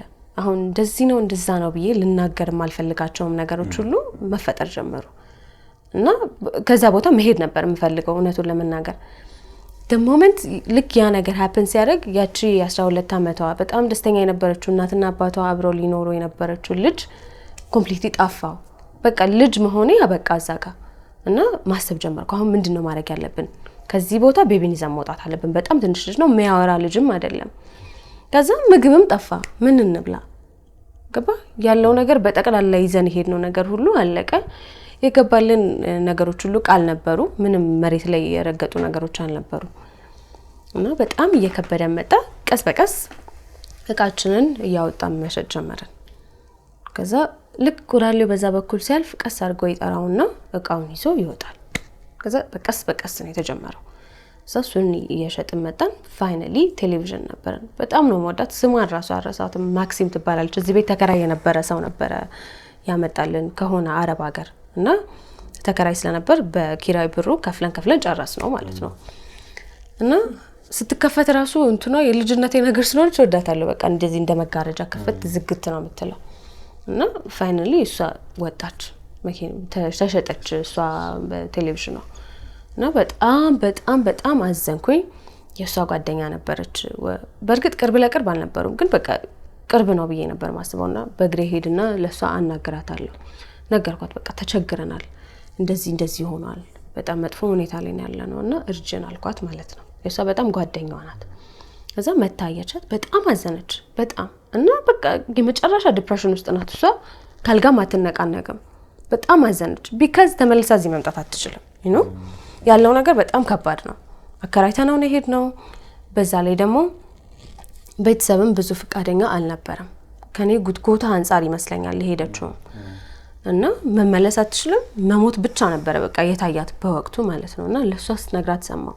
መሞት ነው ፈልገው ከዚህ በኋላ መኖር አልፈልግም አለቻት እና እሷ ደግሞ ለልጆችሽ ኑሪ ጠንካራ እናት መሆን አለብሽ አለቻት ከዛ በቃ ፌል አድርጊያቸዋለሁ እኮ ምናምን አለች አይምሰልሽ አለቻት አንቺ ስትኖሪ እነሱም ይበረታሉ ስለዚህ ጠንክሪ አለቻት ከዛ የዛኑ ቀን ይመስለኛል የወሰነችው የፈለገ ነገር ይምጣ በቃ ክብሬ ነው ስለዚህ እሄዳለሁ ወደ ቤት እሄዳለሁ ልጆቼ እዚህ በረሃብ አይሞቱም ማለት ከዛ 4 ወር አካባቢ ይመስለኛል ቢካዝ የከፈልንበትን ጨረስን የቤት ኪራይ የለንም አንዴ ከፈልነው እዛ ያለው 4 ወር ይመስለኛል ከዛ በላይ አይመስለኝም ከዛ እንዳልኩ በኩርቱ ፌስታል ነው ይዘን የመጣ ነው ምንም ነገር አላደረገም ለማስቆምም ቢያስቆምም አንሰማውም ሲጀመርም ከዛ ለቆርጥሽ በዚህ ሰዓት የለም እሱ ወጣል ጥሎን ሄዷል ስለዚህ ብቻችንን ያለነው በቃ እኛ ነን ስንጋፈጥ የነበረው ከዛ መወሰን አለብኝ በቃ መምጣት አለብኝ ወደዚህ ብዬ ወሰንኩኝና ይሄንን ቤት ሙሉን ብናከራየው አንድ ለብቻ ግን ፍሪ ቤት ነበርች እዛ ከጀርባ ሰርቪስ አንድ ትንሽ ቤት ነበርችና ከኔ ጋር ያደገች አክስቴ ልጅ ስለነበረች እህቴ ማለት ነሽ እሷ ተቀመጥበት ተብሎ ለሷ ተተቶ ነበር ያ ቤት ማለት ነው ከዛ እንደነገ ልመጣ ነዛሬ መጥቼ ስመጣ ተሰብስበው ቁጭ ብለው ቡና ምናምን እየጠጡ ነበር ከዛ አንድ ጎረቤቴን ጠራዋትና ነበርሽ ከሷ ጋር ማለት ነው ነገ ስለምመጣ ቤቱን እንድትለቅልኝ ንገሪያት አልኳት ከዛ ደነገጠች በጣም ልጅቷ ከዛ ለምን ስትለኝ አይ በቃ ንገሪያት ነገ እመጣለሁ እሷ ግን እዚህ ሆነ የለባት እኔ ልጆቼን ይዤ ልመጣ ነው ምክንያቱም በጣም ትንሽ ቤት ልጅ እና እንደውም እንደዚህ እንደው በስነ ስርዓት ብሎ አይደለም ያልኳት ማለት ነው በጣም ሆድ ብሶኛል በጣም ተስፋ ቆርጫለሁ ብዙ ነገር በቃ በህይወቴ እንደዚህ አይነት ነገር ደርሶብኝ አያውቅምና ልጅቷ ምንም አላረገችኝም ግን በጣም ብዙ ነገር የተናገርኩት ነገ ግን እዚህ ቤት ካገኘኋት ማደርገውን ሳታውቅም ምናምን ብዬ በጣም ተቆጥቼ ሄድኩኝ ማለት ነው እንግዲህ አብራኝ ያደገች አክስቴ ልጅ ነች ምንም አላደረገችኝም እህቴ ነች ምናምንና የእውነት ስመጣ በማግስቱ እሷ ቤቱን ጥላ ጠፍታለች ከኔ ንግግርና ከኔ ንዴት የተነሳ በጣም ፈራችና ስንመጣ ያቺን ቤት ለብቻ አስቀርተናት ሰዎቹ እንትና ኮንትራክት ያዙት እንጂ ውሉ ላይ ግን ቤቷ ለብቻ ቀርታለች የሚል ነገር የለም እነሱ በፍቃደኝነት ነው የሰጡት ገባ ስለዚህ አለማስገባት መብታቸው እና መጥቼ ባንኳኳ ለካ እንደምመጣ ስላወቀች ቤቱን የተከራየችው ሴት ደግሞ ቅዱሳን ከመጣች እንዳትከፍቱላት ብላ ለተከራዮቹ አስጠንቀቃ ሄዳለች ማለት ነው ወደ ስራ ሄዳለች እዛ ባንኳኳ የሚከፍትልኝ አጣው ድምጽ ሰማለሁ ከውስጥ ግን የሚከፍትልኝ አጣው ከዛ ልጆች በዚህ በኩል ሲያልፉ ቤቴ እኮ ነው ባንኳኳ የሚከፍትልኝ በእናትህ ገብተህ ክፈትልኝ ያልኩት አንዱ ልጅ ማለት ነው ከዛ ባጥር ዘሎ ገብቶ ከፈተልኝ በሩ ከዛ ገባን እነሱ ይሻላል ምናምን ገባን ለካኔ እንደመጣ ስለታወቀ እህቴ ተጠርታለች ምክንያቱም ሰዎቹ ቤቱን ተከራይተውታል እኔ እገባለሁ ብያለሁ መግባት አልችልም በዛ ብዙ ነገር ተፈጠረ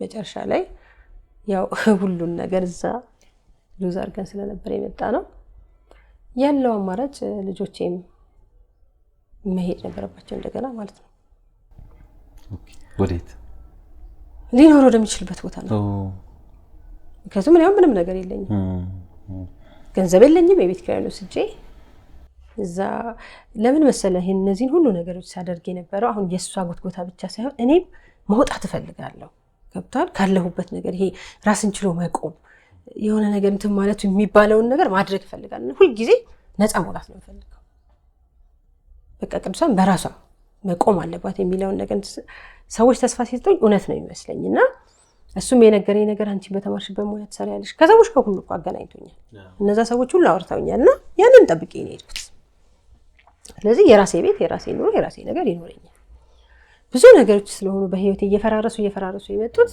በቃ ይሄ በጣም ይገር አድርጎኛል ስለዚህ ለዛ ነበር እንደዛ የሆነው ማለት ነው አሁን ስመጣ ምንም ነገር የለኝም ገንዘብ የለኝም ንብረት የለኝም ምንም የለኝም ሁለት ህፃናት ልጆች ይዣለሁ ምን አደርጋቸዋለሁ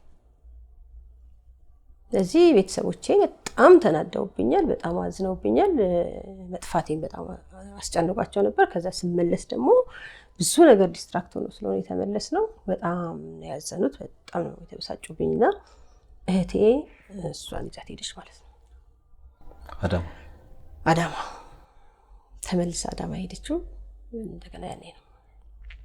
ከዛ እሷን ይዛት ሄደች። ወንዱ ልጄን ደግሞ አባቱ ወጥቶ ወሰደው ለእናቱ ሰጣት። በዚህ መሃል የሚገርም ነገር ባዶ ቤት ብቻ ይንቀረው ማለት ነው። ባዶ ቤት ስለ ሊትራሊ ባዶ ቤት ፍራሽ የለም ምንም የለም ባዶ ቤት በቃ። ያቴን በጣም ስለተበሳጨችብኝ እሷን ብቻ ነው ይዛት ሄደችው። ምንም የሚያለችኝ ነገር የለም። ከዛ እዚህ ቤት የነበሩት ራሳቸው ቤቱን የተከራዩት ተከራዮች ፍራሽ አምጥተው ሰጡኝ። እዚህ ፍራሽ ላይ ተኝ ምን ላይ ተኛለሽ ብለው ፍራሽ አምጥተው ሰጡኝ ማለት ነው። ከዛ ወንድሜ እንዳልኩ ያው እሱ ስላሳደገኝ ልክ እንደ ልጁ ነው የሚያየኝና የኔ ነገር ሁሉ ጊዜ በጣም ይረብሻል የሆነ ነገር የሚሰማ ምንም ባጠፋ ለጥፋቴ አይተወኝ። ከዛ አጎት ነበርኝና አጎቴ ጋር ደውሎ ለምን እንዴት ነው ያለችው እንዴት ነው የምትኖረው በምን አይነት ሁኔታ ነው ያለችው ምናምን ሲለው እኔ እንጃ እኔ ምንም ማውቀው ነገር እስቲ ሄዳ ያታለው። ከዛ አጎቴ መጥቶ ሲያይ በቃ በጣም ከባድ ነገር ትክክለኛ ሰፈር ውስጥ እንዳለን ምልክቶች ነው የሰማን። የድሮ ሰፈሮች በጣም ደስ ይላሉ። እነዚህ ድምጾች የቤተክርስቲያን የመስጊድ እንደዚህ የቁራሌው እንደዚህ የሚሸጡ ደስ ይላል። የድሮ ሰፈሮች ላይ ብቻ ነው ታገኙት እዚህ ሌላ ቦታ ላይ አታገኙም። ደስ ይያለኝ ነው ነገር። ከዛ አጎቴ መጥቶ አየኝ ያለውን ነገር ነገረው ማለት ነው ለወንድሜ። ሲነግረው ብር ሰጠውና ለብር ላከለት ላጎቴና ከዛ ለሚያስፈልጋት ነገር አንተ ራስህ ስጣት because አሁን በቤተሰቡ ዘንድ እምነት አጥቻለሁ ማለት ነው። እና ለሚያስፈልጋት ነገር አንተ ራስህ ትያልክ ስጣት በቃ ይሄ ጊዜ የኮንትራቱ ጊዜ እስከሚያልቅ ድረስ እንደዚህ አይነት ሁኔታ ትኖር ብሎ ወንድሜ ብር ላከልኝ ማለት ነው። ከዛ ፍራሽ ገዛሁኝ ለራሴ መተኛ የሆነ ስድስት ምናምን እንደዛ እያልኩኝ ኑሮ ቀጠለ ማለት ነው ያለ ልጆች። አስበው በፍጹም ከነሱ ሰለች ያላቀም በዚህ ላይ ደግሞ ብዙ ነገር ያዛን ያህል ዋጋ መከፍለው ለነሱ ነው። እንደገና ራሴም ልጅ ነኝ እኮ እና አብሬያቸው ነው ማድገው እውነት ለምናገርና በጣም አዘንኩ። በቃ በጣም ከባድ መከፋት ውስጥ ገባሁኝ። በየቀኑ ማልቀስ ነው። በየቀኑ በሬን ዘግቼ ነው ሙሉ ብቻዬን ነኝ ማንም ሰው የለም። ልጆቼን ማግኘት አልችልም። እሷን በተለይ ያው አዳማ ስለሆነች በረጅም ጊዜ ነው የሚሄደው። ወንዱ ልጄ ግን ወደ አየር ጤና አካባቢ ስለነበረ በተወሰነ ጊዜ እየሄድኩኝ እንትን እለዋለሁ። ከዛ በዚህ መሃል ወንድሞቼ በቃ ከሀገር ትወጣሉ። ምክንያቱም ምንም እዚህ ጋር ምንም ነገር እየሆነላት ስላለ ከሀገር ትወጣ በቃ ከሀገር እናውጣት ብለው እነሱ ፕሮሰስ ጀመሩልኝ ማለት ነው። የሚገርም ነገር ፕሮሰሱ ሁሉ ተበለሻሸ። እንደውም የመጨረሻው ማረሰው ብዙ ኤምባሲ ነው የገባሁት ባይዘው ጀርመን ኤምባሲ እስከሚያውቁኝ ድረስ ቅዱሳን አሁንም መጣሽ እስከሚያውቁኝ ድረስ ማለት ነው ለመዱሽ። ጣሊያን ኤምባሲ ገብቻለሁ፣ ስዊድን ኤምባሲ ገብቻለሁ፣ እንግሊዝ ኤምባሲ እንደውም የሆነ ጋዜጠኛ ነበር ይዞን ሊሄድ የነበረው እና ገና ሲያየኝ ማለት ነው እኔ እቺ ልጅ አልወደድኳትም እኔ ቪዛችሁን የምታስከለክላችሁ ይመስለኛል ያላቸው ልጆቹን ማለት ነው። ከዛ ምን ነው ለምን አልኩት። እኔ እንጃ እኔ ሳይሽ ቀልቤ አልወደደሽም በቃ አንቺ ሳታዘጊባችሁ አትቀሪም ማለት ለሱ ብቻ ቪዛ ተሰጥቶት የሁሉ ቪዛ ተከለከለ እኔንም ጨምሮ ማለት ነው። እና የእውነት በቃ ህይወቴ ሁሉ ተስፋ አስቆራጭ እየሆነ መጣ። ግን የሚገርም ነገር እኔ በህይወቴ ውስጥ ተስፋ መቁረጥ የሚባል ነገር አላውቅም። አዎ በጣም ደስ የሚለው ፓርቲ ይሄ ነው። በነገራችን ላይ እኔ ምናልባት ይሄን የምታዩ ተመልካቾች በተለይ ከትልቅ ነገር ማለት አለን ከምንለው ተስፋ ካደረግንበት ነጋችን ይሻሻላል ብለን ከምናስብበት ከፍታ በሆነ ጊዜ ላይ ዝቅ ልንል እንችላለን። ይሄን ታሪክ እንደቀላል እንዳታዩት። ምክንያቱም ብዙ ነገር የነበራት ላይክ ለምሳሌ አሁን ያለውበትን ቤት ይሄን ግቢ ሙሉ ያስተዳደረች የነበረች ምትኖር የነበረ የራሷ ኑሮ ትኖር የነበረች ግን ኑሮን ደግሞ ላሻሽል እስኪ የተሻለ ነገር ለኔም ለልጆቼም ብላ በገባችበት ሞመንት ውስጥ ግን ይሄ መውደቅ ሲከሰት which is ባይሱዙ ተጭኖ የሄደ እቃን በኩርት ፌስታል ይዛ ወደ ቤቷ እንደተመለሰች ቁጠሩት። ከዛ በኋላ ልጅን ማጣት which is ከዚህ በላይ ህመም ስለሌለ ነው ስለምረዳው ማለት ነው። ልጆችን አብሮ አለማየት ማለት አትሊስት መጽናኛ ነው። ልጆችን ማየት አይደል ተስፋ እንድናደርግ ያደርገናል። ልጆቻችን አጠገባችን ሲኖሩ ቢያንስ እንሳሳለን። ራሳችንም ላይ የሆነ ነገር እንዳንወስን አንዳንዴ ያደርገናል። ልጆች ባጠገባችን ወይ ማን አላቸው ምናምን ይባላልና ከዛ ተስፋ መቁረጥ ውስጥ መውጣት እንደሚቻል ማሳያ ታሪክ ነው። ታሪክ ቀላል ታሪክ አይደለም እና ተስፋ መቁረጥ ውስጥ ያላችሁ ምናልባት ዛሬ ጭልም ያለባችሁ ነገ ሌላ ቀን እንደሆነ ያሳያል የቅዱሳን ታሪክ ያስባለሁ። እና ደስ ነው ያለኝ የእውነት በጣም ከልቤ ነክቶኛል ይሄ ታሪክ የእውነት። እኔ ብዙ ታሪኮችን አቀርባለሁ ኢንፋክት ግን በጣም የሚገርም በመውደቅና በመነሳት ውስጥ ያለ ታሪክ ነውና ቀጥይልኝ። ምናልባት በጣም አጽንኦት እንዲሰጡት ተመልካቾች ስለፈለኩ ነው ያቋረጥኩሽ። እና እንዳልኩ በቃ ተስፋ መቁረጥ የሚባል ነገር ለጊዜው ነው እንጂ መበሳጨው እንትን ብለው ተስፋ አልቆርጥም። የሆነ ነገር ሲዘጋብኝ ሌላውን እሞክራለሁ፣ ያ ሲዘጋብኝ ሌላውን እሞክራለሁ። ምንድነው የኔ ጽኑ እምነት በድቅድቅ ጨለማ ውስጥም ትንሽዬ ጭላንጭል ብርሃን አጠፋም ብዬ ነው የማስበው። ዙሪያው በተዘጋ ቤት ውስጥና መውጫ የሌለ በሚመስል ውስጥ ትንሽዬ እንዲህ ጫጮልቀህ የምታይበት ቀዳዳ አይጠፋም ብዬ አምናለሁኝና ስለዚህ ተስፋ አልቆርጥም። በቃ እሞክራለሁ። ከዛ እንዳልኩ ይሄም ተበላሸ። እንደውም ይሄን በቃ የሆነ ሳንቲሜትን ተብሎ ምናምን ነበር ፕሮሰሱ ላይ ያልቀ ነበርና እሱም ተበላሸ። ከዛ ወንድሞቼ ሁሉ ተሰብስበው መጡ። ባይዘው ወንድሞቼ 3 ናቸው። 2 ጀርመን ሀገር ይኖራሉ፣ አንዱ ሃንጋሪ ነው። 3 ተሰብስበው መጡ ማለት ነው። ከዛ አሁን ያልኩ ያሳደገኝ ወንድሜ ቁጭ አደረገኝና በቃ ለአንዴና ለመጨረሻ ጊዜ የምታስቢው ነገር ንገሪኛል። ምንድነው የምታስቢው ሐሳብ? በቃ አሁን እኛም ለመጨረሻ ጊዜ እንሞክርልሽ። ትሄጃለሽ እንውሰድሽ ወይስ እዚሁ ትኖሪያለሽ? ምንድነው የምትወስኛል? አልሄድም አልኩት። አሁን ቆም ብዬ አሰብኩና ምን አሰብኩኝ? ምናልባት እግዚአብሔርስ ቢሆን መንገዶችን ሁሉ እየዘጋ እኔ ከልጆቼ ጋር እዚህ እንዲቀር ፈልጎስ ቢሆን፣ ስለዚህ በቃ አሁን መወሰን አለብኝ። ስለዚህ ከልጆቼ ጋር እዚህ ጋር መከራ መቀበል ይሻለኛል የአውሮፓን የቅንጦት ህይወት ከምኖር እና እዛ ገንዘብ እየሰራሁኝ ለልጆቼ ገንዘብ አምጥቼ ሰጥቼ የሆነ ሰዓት ላይ ስመጣ ገንዘብ የማይተካውን ህይወታቸውን አጥቼ ላስተካክለው የማልችለው ደረጃ ላይ ስፔሻሊ እሷ ያለችበት ደግሞ በጣም ፎሎ አፕ የሚፈልግበት እድሜ ላይ ነው ያለችው። ገና ቲን መጀመሪያ ላይ ነችና አልሄድም አልኩት። ለምን አለኝ። ለትሽ ስትሻት ለምን አትሄጂም አለኝ። ምክንያቱም ተደጋጋሚ እሷ ጋር ነበረች፣ እሷ አሳድጋታለች ምናምን እና አዲስ አይደለም። አልሄድም አልኩት። በቃ እኔ ከልጆቼ ጋር እዚህ ጋር ዋጋ መክፈል ነው ፈልገው፣ ዋጋ ከፍዬ ልጆቼን ማሳደግ ነው ፈልገው። ስለዚህ ልክ አንተ ዋጋ ከፍለ ልጆችን እንደምታሳድግ ሁላችሁም ዋጋ ከፍላችሁ ልጆቻችሁን እንደምታሳድጉ እኔም እንደዛው ዋጋ ከፍዬ ልጆቼን ማሳደግ ነው ፈልገው። እንደውም እውነት ልንገር አልኩት፣ ከዚህ በኋላ የማናችሁን መርዳት አልፈልግም። እስከዛሬ ደስ ስታግዙኝ ነበር፣ ስትረዱኝ ነበር፣ ብዙም ትስትሩኝ ነበር። አሁን ግን የማናችሁንም እገዛ አልፈልግም፣ በራሴ መቆም ፈልጋለሁ። ከዛ እንግዲያውስ እንደዛ ካልሽ በተማርሽ በሙያ ለምን ስራ አትፈልጊም ማለት ደግሞ የሚገርም ነገር ተቀጥሬ መስራት በቃ አንድ ጊዜ ትራማይ ነው ያ ሰውዬ ስላባረረኝ በቃ አልፈልግም ተቀጥሬ መስራት። ከዛ እሺ አልኩት። ቆይ እኔ ወደ ስራው ከመግባቴ በፊት ቢሆን ደስ የሚለኝ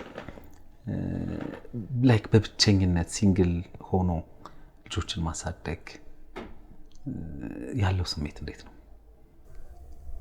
ምን ጥያቄ ያለው ከባድ ነው ግን በዛ ሁሉ ውስጥ ቻሌንጂንግም ደስ ይላል።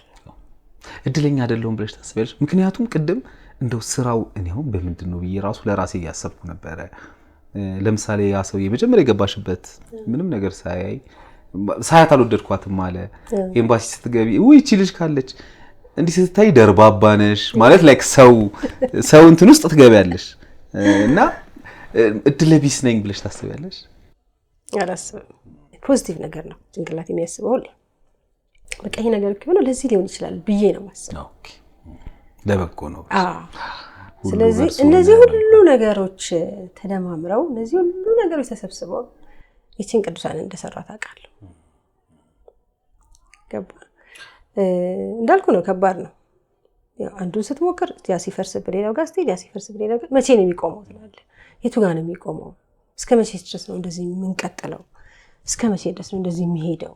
እና ምናልባት ብዙ ነገር በእኔ ፎልት በእኔ ሬክለስነት ምናልባት በእኔ በቃ ሰነፍ የሆነች ሴት ሆኜ አይነት ነገር ሊሆን ይችላል ለሰዎች የሚታየውና ሰዎች የሚተረጉሙትና ግን እኔ ሁል ጊዜ እንዳልኩ ነው በቃ መውጣት ነው የምፈልገው። ሁል ጊዜ ነፃ መውጣት ነው የምፈልገው። ሁል ጊዜ የሆነ በራሴ ቆሜ ራሴን ችዬ ቆሜ በቃ እንትን ማለት ነው የምፈልገውና ይመስለኛል ልጆቼም ይሄንን ነው እያዩ ያደጉት። ገባ ምንም ተስፋ መቁረጥ የሚባል ነገር ህይወታቸው ውስጥ እንዳይኖር ምንም ነገር ሲመጣ የትኛውም ቻሌንጅ እነሱን ጊቭ አፕ እንዲያደርጋቸው የሚያደርግ ነገር ያ ይመስለኛል ለነሱ በጣም እንትን ይሆናቸውና ከዛ ወደ ስራው ልምጣ። እያንዳንዱ ፈተና ካልገደለ በስተቀር ያጠነክራል ደግሞም ያስተምራል ይባላል። መኖር ያ ነው እኔ ሁሌ የምመርጠው። አንዳንድ ሰዎች በቃ አሌክስ እንደው መኖር አልፈልግም ኑሮ አስጠልቶኛል ተስፋ ቆርጫለሁ ይሉኛል ብዙ ሰዎችና ነገን ግን ያየ የለም አይደል ነገ ምክንያቱም ያ እድል ነበርሽ አንቺ ለምሳሌ ተስፋ ለመቁረጥ ከሆነ ከአንዴም ስንት ጊዜ ተስፋ ቆርጠሽ አይተሻል። እውነት ነው ብዙ ነገሮች ሉዝ አድርገሽ ምናምን ትረስት ኢቭን በፋሚሊ አተሽ በብዙ ነገር ውስጥ ስታልፊ ተስፋ ቆርጠሽ የሆነ ነገር አድርገሽ ቢሆን ኖር ዛሬ አንገናኝም ነበር። እውነት ነው ዛሬ እንደዚህ እየሳቀን አናወራም ነበር። ሁሉም ሰው ይሄንን ነው ሊያስብ የሚገባው ብዬ አስባለሁ። አይ ነው ፈተና ነው የእያንዳንዳችን ህይወት ቻሌንጅ ሊኖረው ይችላል ፈተና ሊኖረው ይችላል። ግን ያን ፈተና ማለፍ ይቻላል ከጠነከርንና ከበረታን ብሎም ተስፋ ካደረግን ብዬ አስባለሁ። ስራው እሺ ስለ ስራው እናወራ እስኪ። እንግዲህ ያው ህይወትን ለማሸነፍ የተለያዩ ስራዎችን ሰርተሻል። ያው በሷም ጉትጎታ በራስሽም ይሄ ዳቦ መጋገሩን እንጀራ መጋገሩን ብዙ ነገሮችን የበለጠው ነገር በነገራችን ላይ ስቶሪ ታይም ላይ ታገኙታላችሁ የስራው ሊትል ዲቴል ከፈልጋችሁ። ግን እኔ ማወቅም እኔም ተመልካቾች ምናልባት ብናውቅ ደስ የሚለኝ ግን በዛ መሀል ስለተፈጠሩት ነገሮች ነው። በተለይ ከአሜን ስቶሪ የተከራዩ ሰዎች በጣም ይንቋት ነበር እና እንደውም አንድ ልጅ በጣም ለምን ምናምን ይለኝ ነበር የሚል ነገር ስታወራ ሰምቻታለሁ እሷ ቲክቶክ ላይና ምን ያን ሞመንት ብትነግሪኝ ነው ደስ የሚለኝ። ኦኬ ያ ሞመንት ምንድነው? ያው እሷ እዛ ጋር ስቶሪ ታይም ላይ እንዳወራችው ብዙ ነገር ሞክረን እየተበላሸ መጨረሻ ላይ ሙሉ ግቢውን ለሰፊዎች አከራየ ነው ማለት ነው። ይሄንን ቤት ጨምረው እኛ ትንሽ 2 ክፍሎች ያዘን እዚህ ጋር አንድ ክፍል አለች ከኋላ አንድ ክፍል በቃ እነሱን ያዘንና ሙሉ ግቢውን ለሰፊዎች አከራየ ነው። ብዙ ሰፊ ያለ ግቢ ውስጥ ማለት ነው። ከዛ ለምን ሁሉ ነገር ነው እዚህ አላቀርብላችሁም አልኳቸው። ቁርሱንም ምሳውንም መክሰሱንም ውሃ ይቀርም ለስላሳ ክር የሚሰፉበትን ቁልፍ ምናምን በቃ ልክ እንደ ፋብሪካ ሰራተኛ ጧት ይገባሉ ማለት ይወጣሉ። ለምንም ነገር አይወጡም። ከዛ ያንን ነው በየቀኑ እንደዛ የምናደርገውና ቁጭ ብዬ ቡና እያፈላው ለነሱ ቡና እያፈላው ሰጣቸው እንደዛ እንትን ሳደርግ አይዶን ነው እንዴት እንዳሰቡኝ አላውቅም። በቃ በስነ ስርዓት ሁሉ ሊያወሩኝ አይፈልጉም። ኢማጂን የራሴ ቤት ነው ራሴ ነኝ የምሰራው ይሄን ሁሉ ሰፊ የሰበሰበ ቤት ነው እና ያ ቤት የኔ ነው እና ኮምፕሊትሊ ረሱት ማለት ነው እሱ። እኔ እዛ ጋር ቁጭ ብዬ ቡና ማፍላቴን ለነሱ መሯሯጤን ቁርስ ምናምን የሆነ ነገር ማቅረቤን ምናምንና የሚገርመው እንደዚህ ተሰብስበን ቡና ጧጧት እዛሽ ሜዳ አለችና እሷ ጋር ነው ቡናውን እንደዚህ የምናፈላውና እዛ ቁጭ ብለን እንትን ያል ብዙ ነገር ነው የምነግራቸው ማለት ብዙ የላይፍ ኤክስፒሪየንስን ምናምን አወራላችኋለሁ ብዙ ነገር እንዲማሩበት ማለት ነው። ግን እነሱ ከሰው ማይቆጥሩኝም። ከዛ ያ ሰው አይቶ እናንተ አላቸው እንዴት ነው የምታስቧት እዚህ ጋር ዝቅ ብላ እዚህ ወርዳ እናንተ ስታስተናግድ እንደው ዝም ብላ ከእናንተ እኩል መሰለቻችሁ እንዴ? እንዴት ነው እንደዚህ የምታስቧት? ይሄ እኮ የራሷ ቤት ነው። በራሷ ቤት እኮ ነው ወርዳ እያስተናገደቻችሁ ያላችሁ። ስለዚህ ምን አይነት ነገር ነው እያደረጋችሁ ያላችሁት? ከዚህ በኋላ ማንንም ሰው ቅዱሳንን በእንደዚህ አይነት አይን እንዲያያት አልፈልግም ምናምን ብሎ በጣም ተቆጣ ማለት ነው እሱና ከባድ ነበር እሱ እውነት ለመናገር። እንግዲህ በብዙ የስራ መስክ ውስጥ በብዙ ጥረት ውስጥ አልፈሻልና አሁን ሌላ ደግሞ የስራ መስክ ቀየራችሁ ምንድነው? ናቹራል ስኬፕ ይባላል። የፀጉር ፕሮዳክቶች ናቸው። የወንድ የሴት የወንድም የሴትም ለሁሉ መሆን የሚችሉ ፕሮዳክቶች ናቸው። የኔ ፀጉር አይተሻል? ኦፍ ኮርስ ስጦታ ተዘጋጅቷል። እሺ ምንድናቸው? ምንድነው? ከተፈጥሯዊ ነገሮች ነው የሚዘጋጁት። ይሄ ከሮዝመሪ፣ ከፔፐርመንት፣ ከፓምኪን፣ ከሀብሽ። ያው ሮዝመሪ እንኳን የተለመደ ነገር ነው፣ ግን ሶስቱ የተለመዱ ነገሮች አይደሉም ማለት። ሀብሽ ስፔሻሊ የሚጠጣ ነገር ነው፣ ወደ ሀረር ደግሞ የሚበላ ነገር ነው እንጂ እንደዚህ ቢዩቲ ላይ የውበት መጠበቂያ ይሆናል ብሎ ብዙ ሰው አያስበውም። ወደ ሀረር አክቹሊ ይጠቀሙታል፣ ግን እዚህ ወደ ከተማው አካባቢ አያውቁትም። አንድ ፓምኪን ሲድም ብዙ ሰው አያውቀውም ነበር። ስፔሻሊ እኛ ስንጀምር በጣም ነበር ስትራግል ያደረግነው ለማስረዳት ምን እንደሆነ የዱባ ፍሬ እንዴት ምን እንደሚጠቅም ጥቅሙ ምን እንደሆነ። የናና ቅጠልም እንደዛው የተለመዱ አይነት ፕሮዳክቶች አይደሉም፣ ግን ያው ሮዝሜሪ ግን የተለመደ ነው አይደል? የጥብስ ቅጠል ሲባል ተለምዷል። የናና ቅጠል ደግሞ ሻይ ላይ ምንድነው? ያ ሻይ ላይ የሚጠጡ ነገሮች ላይ ነው እንጂ እንደዚህ ጸጉር ላይ ምናምን ይሆናል ተብሎ አይገመትም። ግን በጣም ትልቅ ጥቅም አለው። ሚኖክሲዲል ታውቃለህ? ከዛ እኩል ነው የሚሰራው።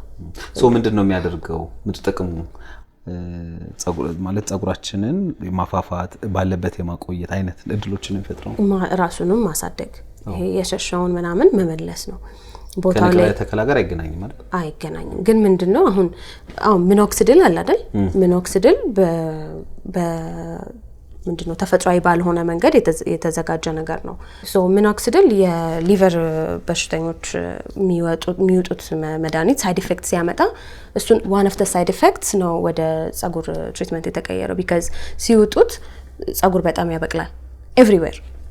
ከዛ እሱን ነው ከሱ ተቀምሞ ነው እንትን የተደረገው እና ሳይድ ኢፌክት ነው። አንድ ሳይድ ኢፌክት የነበረ ታብሌት እሱ ነው በቃ ሳይድ ኢፌክት ስለሆነ ኦኬ ተብሎ ማብቀል ስለሚችል እሱ ነው እንዲያበቀል የተደረገውና ዋን ኦፍ ዘ ሳይድ ኢፌክትም እሱን ስትጠቀም ብዙ ቦታ ጸጉር ማብቀል ነው ካልተጠነቀቅ። ከዛ ደግሞ ይወስደዋል መልሶ የሰጠህን። ግን ራሱ በተፈጥሮ መንገድ ይረዳሃል። 3% ሚኖክሲዲል ጋር እኩል ነው። 3% ማለት ከፍ ያለ ነው። እስከ 5% ሚኖክሲዲል ድረስ አለ። ሮዝሜሪ ነው በጣም የታወቀ ፕሮዳክት፣ ግን እሱ እንኳን 2% ነው የሚሰራው። ፔፐርመንት ግን 3% ድረስ ይሰራል ከሚኖክሲዲል ጋር ማለት ነው። ስለዚህ ኦፍ ኮርስ የማብቀል ነገር ይኖራል፣ ግን ዲፔንድስ። አሁን ይሄ በጣም የተመለጠ ነገር ከሆነ ንቅለ ተከላ መመለስ የማይችለውም አይነት ሄር አለ ታውቃለህ። በቂ ጸጉር ከሌለ አይሰራም። ልክ እንደዛ ግን ማጆሪቲ ኦፍ ፒፕል ላይ ይሰራል። በደንብ የተረጋገጠ ነገር ስለሆነ በደንብ ይሰራል። አሁን 2 አመት አካባቢ ሆኖናል። እንግዲህ በዚህ 2 አመት ጊዜ ውስጥ የወቀሰን ሰው የለም። ለውጥ ያመጣ ነው በደንብ before and after። እዚህ ነው የምታዘጋጁት? ራሳችሁ ናችሁ? እኛ ራሳችን ነው። ተፈጥሯዊ ነው ሙሉ በሙሉ? ሙሉ ለሙሉ። እንግዲህ ወደ ተፈጥሮ እንመለስ እየተባለ ነው። በብዙ ነገር ወደ ተፈጥሯዊ ነገሮችን መመገቡ በራሱ ይቅርና ላይክ ትሪትመንቶች ነገሮች ይቅሩና የምንመገባቸው ነገሮች ሙሉ ተፈጥሯዊ ቢሆኑ ይመረጣል። ያው አይደለም ያ እድሉን የማግኘትና ያለ ማግኘት ጉዳይ ካልሆነ በስተቀር እንግዲህ እንደምታውቁት እኛ ባደግንበት ዘመን አንቺ ጓልሽ ነሽ እና እናትሽ ባደግሽ ከኛ ደግሞ በላይ ወላጆቻችን ስፔሻሊ ያደጉበት ጊዜ ላይ የሚያነሱልን ነገሮች ልብ ብላችሁ ካያችሁ አሁን ወደዛ ነገር እየተመለስን ነው። ሰዎች ባገኙት እድል ወደዛ ነገር እየተመለሱ ያስባሉና በጣም ደስ ይላል። እንግዲህ ተመልካቾች በነገራችን የት ነው የሚያገኙት የእናንተን ምርት? 22 አለ፣ ጀሞ አለ፣ ከዛ ደግሞ መካኒሳ አለ። ከዛ በተጨማሪ ደግሞ በስልክ ቁጥሮቻችን እየደወላችሁ ማዘዝ ትችላላችሁ። ስለዚህ ይኸው በዚህ ስልክ እየደወላችሁ እነዚህን ጎበዝ እናትና ልጆች በማዘዝ ከተፈጥሮ ጋር በተፈጥሮ መጠቀም ትችላላችሁ ለማለት ፈልጋለሁኝ።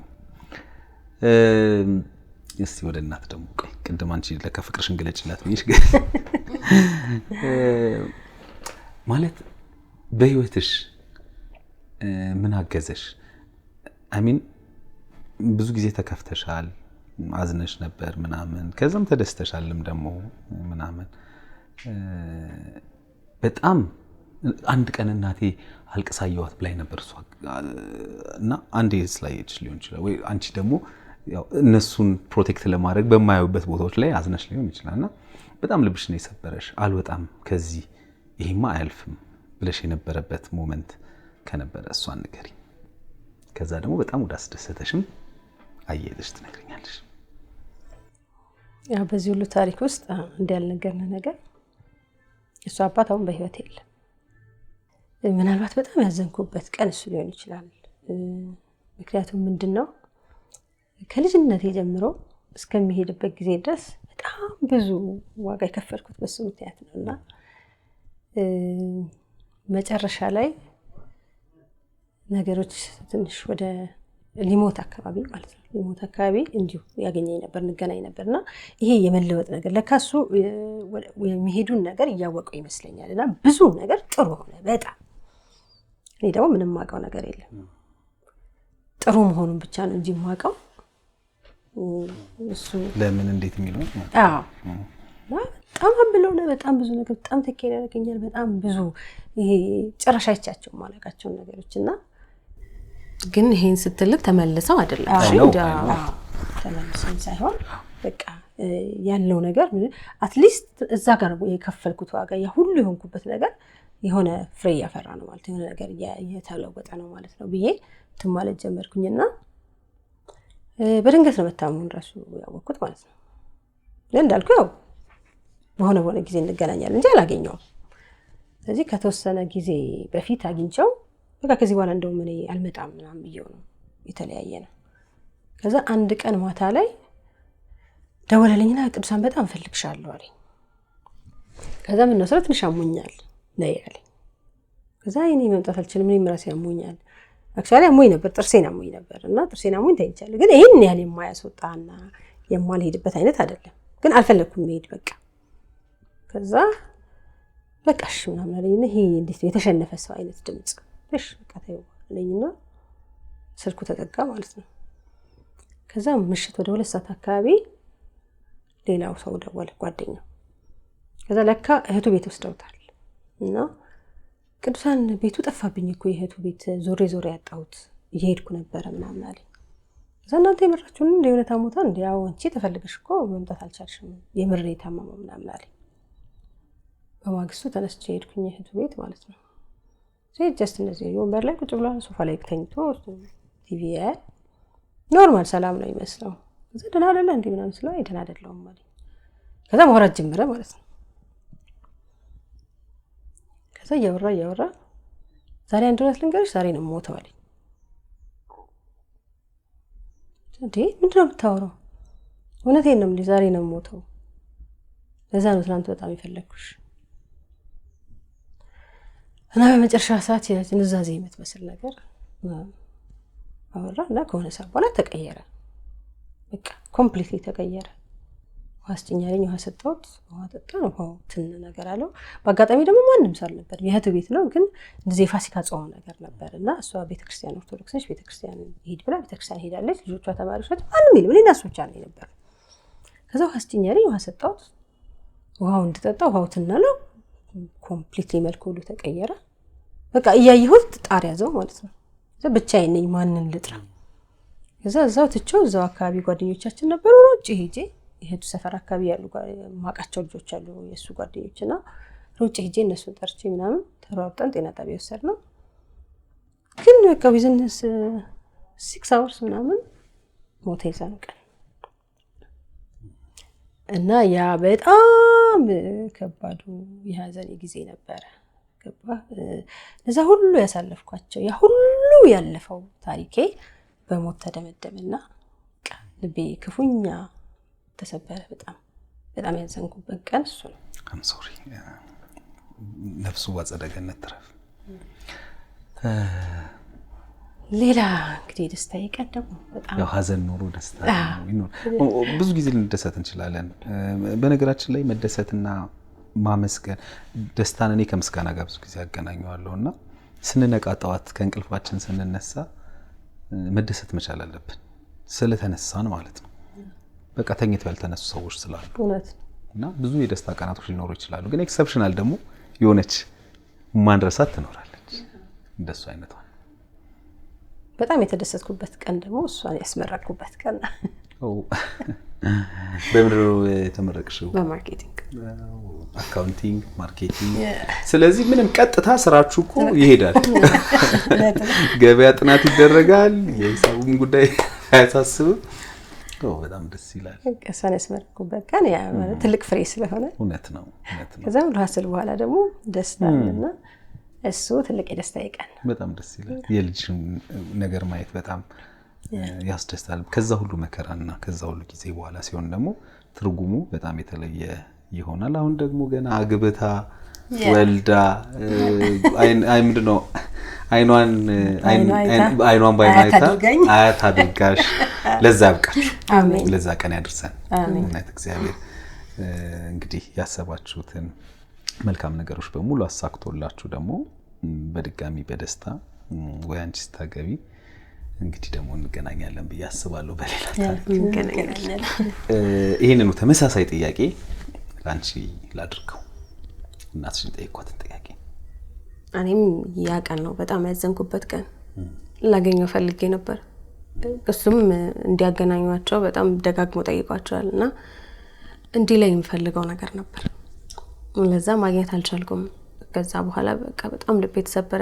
ረጅም ጊዜ ዲፕሬስድ ነበርኩ። አላወራም ነበር። ክሊኒካሊ ዲፕሬስድ ነበርኩ። በቃ ጥያቄን የሚመልስ ሰው ጠፋ። እሱ ብቻ ነበር መመለስ የሚችለው። በቃ ተደመደመ። በጣም አዘንኩ። በጣም በቃ ከምልህ በላይ ይሄ እንቅልፍ መተኛትን የማያስችል አይነት ሀዘን፣ የአንጀት ቁስለት እስከመያዝ ድረስ ደረስኩ። ምንም የሆንኩትን ነገር መናገር አልቻልኩም እና በጣም በቃ ከባድ ጊዜ እሱ ነበረ። የተደሰትኩበት ጊዜ ለዳ አሁን ስራ መስራት ስንጀምር አብረሽኝ ትሰራለሽ ወይ ብዬ ጠየኳት። ከዛ እሷ አዋለች። ትሰራለች እኮ አብራኝ መጀመሪያም ትሰራለች፣ ግን እንዴት ነው ፓርትነር ስትሆን አዎ ብላ መለሰችልኝና ሞመንቱ በጣም ነበር ደስ የሚለውና እኔም የራሴን ገንዘብ ነው ሜክ የማደርገው፣ እሷም የራሷን ገንዘብ ነው ሜክ የምታደርገውና አንድ ነው ቢዝነሳችን፣ ግን ሁለታችንም የየራሳችንን ገንዘብ ነው ሜክ የምናደርገውና for the first time in her life በራሷ ያለምንም ኪሳራ ከዛ በጣም ከምታምነው ሰው ጋር እኔ መስራቷና እሺ ማለቷ በጣም በቃ እስካሁን ድረስ አይ ዶንት ኖ የሰርጌ ቀን ራሱ እንደዚህ ደስ የሚለኝ አይመስለኝም። በጣም ደስ ያለኝ ቀን ነው። በመጨረሻ እዳ ልበላ እንግዲህ እንደው ሰዎች ይሄን የሚያዩ ተመልካቾች በቃ ይሄን ባያደርጉት ይሄን ቢያደርጉ የምትይል ነገር ካለ እድሉ ልስጥሽ። ቸኩለው ነገሮችን አለመወሰን፣ ችኩልነት አሁን ብዙ እኔ ነው የጎዳኝ ችኩልነት ነው። በቃ ችኩል ነኝ እና እሱ ትዕግስት አስተምሮኛል። ይሄን ቢያደርጉት የምለው ነገር ደግሞ ጊቭ አፕ አለማድረግ፣ በቃ ተስፋ መቁረጥ የሚባለው ነገር ምክንያቱም ቅድም ብለዋል በቃ እነዛ ሁሉ ነገር ተስፋ አስቆርጠኝ ባልኖር ኖሮ ዛሬ እዚህ ቦታ ላይ ባልተገኘን ነበር። ስለዚህ ሁልጊዜም ቀን አለ፣ ሁልጊዜም ብርሃን አለ። ሁሌ ጨልሞ አይቀርም፣ ሁሌ ተዘግቶ አይቀርም። አንድ ቀን የሚከፈትበት ቀን አለ፣ የሚበራበት ቀን አለ እና ዛሬ እኔ እሷ ቀን ላይ ነኝ፣ የበረችው ቀን ላይ ነኝ፣ የተከፈተችው ቀን ላይ ነኝ እና ሰዎች በፍጹም ኔቨር ጊቭ አፕ ነው የምለው። በጣም ነው የማመሰግነው። በእውነት በጣም ደስ ብሎኛል።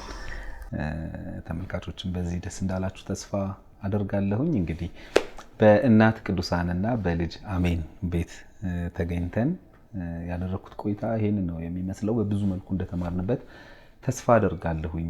በተለይ በህይወታችን ውስጥ በሚደርሱብን በእያንዳንዳቸው ክስተቶች በእያንዳንዳቸው ገጠመኞች ውስጥ የኛ መኖር ምን ያህል ዋጋ እንዳለው፣ የኛ ተስፋ ለመቁረጥ ምን ያህል ዋጋ እንዳለው፣ የኛ ነገን አርቆ ማየት ምን ያህል ዋጋ እንዳለው ይህ ታሪክ በእጅጉ ይነግረናል ብዬ አስባለሁ። የነበረን ቆይታ ይሄንን ነው የሚመስለው። በሌላ ጊዜ በሌላ ታሪክ እስከምንገናኝ ግን እኔ በዚሁ ሰናበታችኋለሁ። እኛን ማግኘት ስትፈልጉና በዮሃ ሚዲያ የሚቀርብ ጉዳይ ካላችሁ ደውሉ። የመረጃ ክፍል ባለሙያዎች ሀሳባችሁን ተቀብለው ያገናኟችኋል። እኔ አለምሰገድ ታደሰ ነኝ። መልካም ጊዜ።